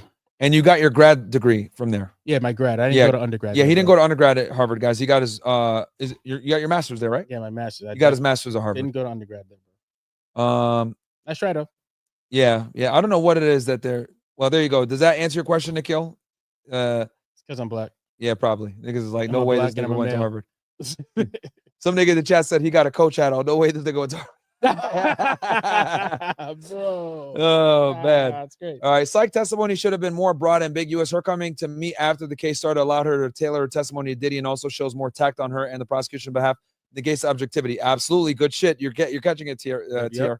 Nikhil says, Chad, if you actually went to Harvard, what house were you in and what was your... Okay, Yeah, we did that already. mentioned that already. Manny Wilson says, Bolshevik Gains. I've been watching your videos for a month now. I got a question for you. Will you ever have a Gypsy Crusader and Fresh Fit after hours or just interview him? I don't think he would come on, bro. A lot of these guys are separatists, and you know, and that's fine. I defend their right to be separatists, but they don't want to work with colored people, which is fine. It is what it is, man. I put in this question yesterday, but left early. But I like Gypsy Crusader. All those guys are funny as fuck, to be honest with y'all. Issy Wealthy says, I put in this question yesterday, but left early. What do you think about Diddy's legal team reaching out to Trump for a pardon? I did answer it. He's not gonna get it. No way. I mean, what do you think about that, bro? Diddy's team reaching out for a pardon? I think that's absolutely fucking hilarious, but there's absolutely. I mean, it's worth a shot. It's worth everything's worth a shot. But he ain't gonna get it. I think they were trying to play off the fact that Trump just came off cases that people would think were similar in nature, but they're not similar in nature at all. Yeah. So yeah, worth the shot, but you know, we'll see. I think if this case continues to play out like this, Because Diddy's a lifelong Democrat, bro. he is. But if the court of public opinion says that Diddy should have gotten off, then maybe Trump will consider it, and then that'll be a good political play. Trump is a populist, bro. So enough people let's say Diddy gets convicted, and enough people are like, this is bullshit, blah, blah, blah, like they did with the January 6ers. Who knows? But I'll tell you this, he ain't going to pardon him. You know when he'll pardon him? End of his term.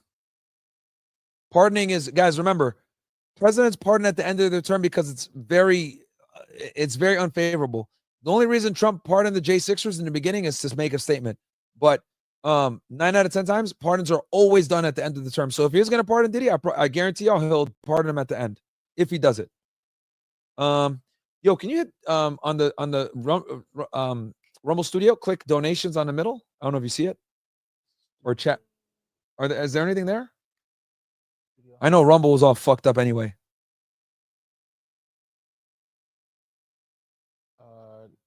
I don't see any. I don't see donations. I see. If it's blank, that's fine because they couldn't even watch on Rumble anyway.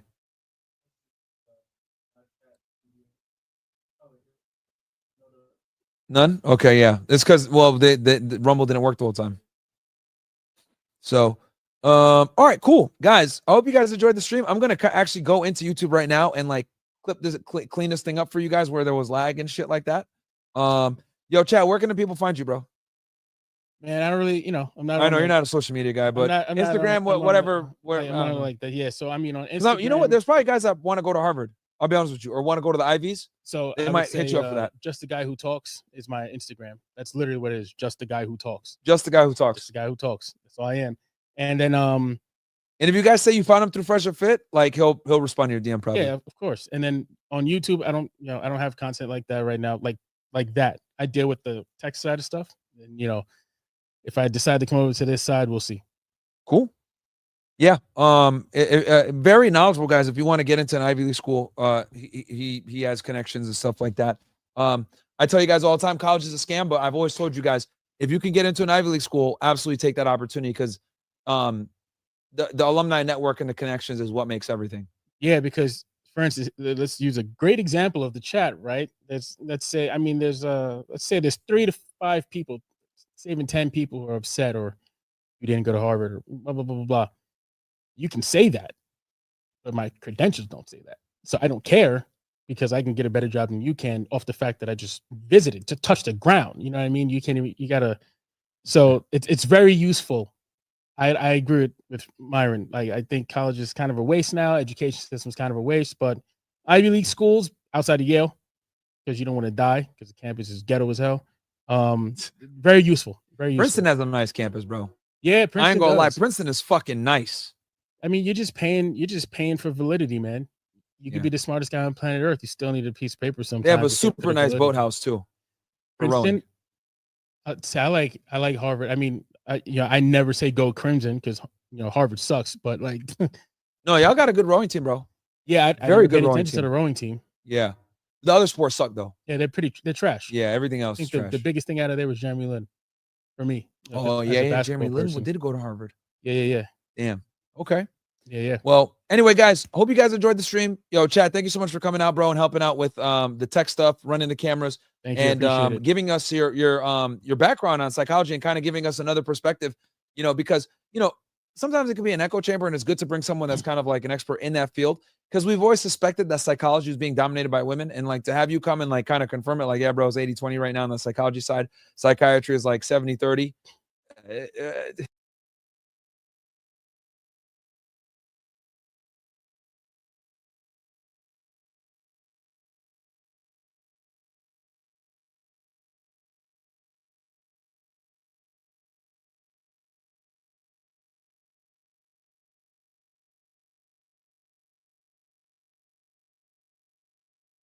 Time to eliminate the welfare lifestyle. Trump's HUD secretary is basically breaking down plans so that they can eliminate it and people that are on social services for the rest of their life. I'm going to be reading Super Chat shortly. Thank you, Keith Murphy. Thank you, John McGuire. Make sure you hit a like for the algorithm, subscribe to the channel, and turn on notifications. Let's rock. Welcome back. Congress hammering out key provisions of President Trump's big, beautiful bill, some of which could result in funding cuts to welfare programs. The president requesting certain cuts from the Housing and Urban Development Department, including more than $26 billion in state rental and grants and over $700 million in other assistance programs. Joining me now is Housing and Urban Development Secretary Scott Turner. Mr. Secretary, thank you so much for being here. What are you expecting? Oh, we so mad that it's a black man. Trump doesn't hire any black people a part of his cabinet. They didn't give him any kind of talk time on all of these liberal media stations. In terms of these welfare cuts, and where do you expect the biggest cuts to be made? Well, good morning, Maria. Thank you for having me. It's great to see you again. The president, my colleagues from the Senate and the House, this administration, we're all taking inventory and getting our fiscal house in order. As you know, the previous 4 years before we came, there were no checks and no balances, no transparency, and a lack of good stewardship in America's budget and America's fiscal house. And so, along with my colleagues on the Hill, we here at HUD are taking inventory of every program so that we could be sufficient and effective in serving the American people. This is the first step when you talk about the skinny budget. It's the first step of many in this process. Our job here at HUD is to maximize the budget that we do have and make sure that we're serving America's people in the critical programs that we have. So do you expect cuts to those welfare programs, and how significant will the cuts be? Where specifically are you expecting the cuts, sir? I think not so much cuts only, Maria, but people that's on welfare don't really vote anyway, so we're not tripping about it. It's not like it's going to affect our political future. Most people that are permanently, not people that are temporarily. Everybody need a little bit of help sometimes, and that's why we pay our taxes and we created the programs. It's not supposed to be a permanent program. But people that are permanently on welfare, they not voting.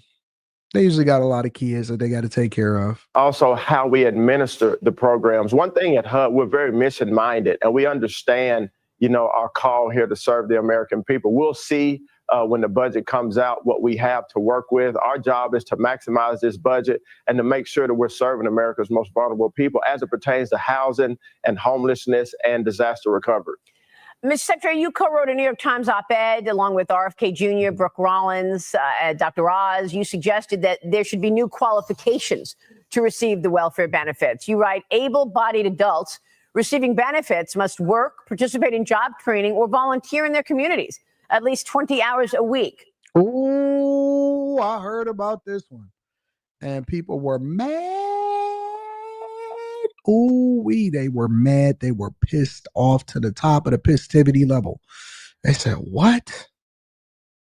What do you mean able-bodied adults that get welfare, social services, got to do job training, or they got to be in school, or they got to do at least 20 hours a week volunteer? What do you mean? If I get free housing, I get free housing. If I get food stamps, I get food stamps.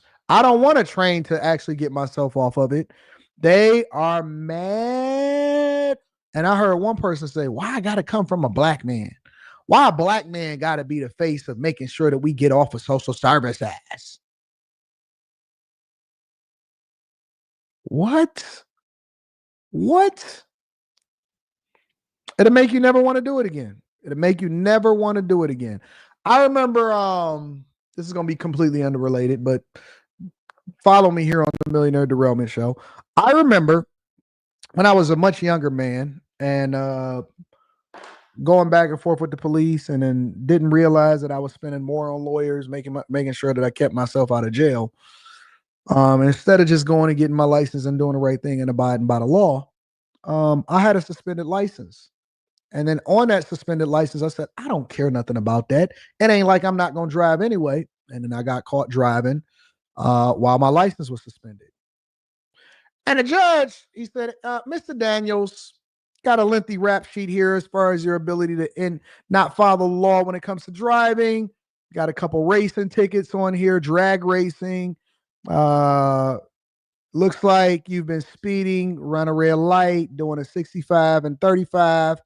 Okay, Mr. Daniels. He said, listen, this is what we're going to do. I was looking at my lawyer. I said, wait a minute. This ain't going the way that I thought we was going to go. He said, this is what we're going to do, Mr. Daniels. You're going to have to do volunteer work on Saturdays and Sundays, and I don't want you driving for at least 30 days. And I said, whoo! I clutched my pearls. I said, no way. He said, yes way, Mr. Daniels. For 30 days, you're not going to be driving. And this upcoming weekend, you're going to be doing community service. I said, God, Lord, rebuke the devil. So, one of the things that I had to do with community service the first day, I had to go pick up some trash. You know, the people that be in them vests that be on the side of the road, that's what we was doing.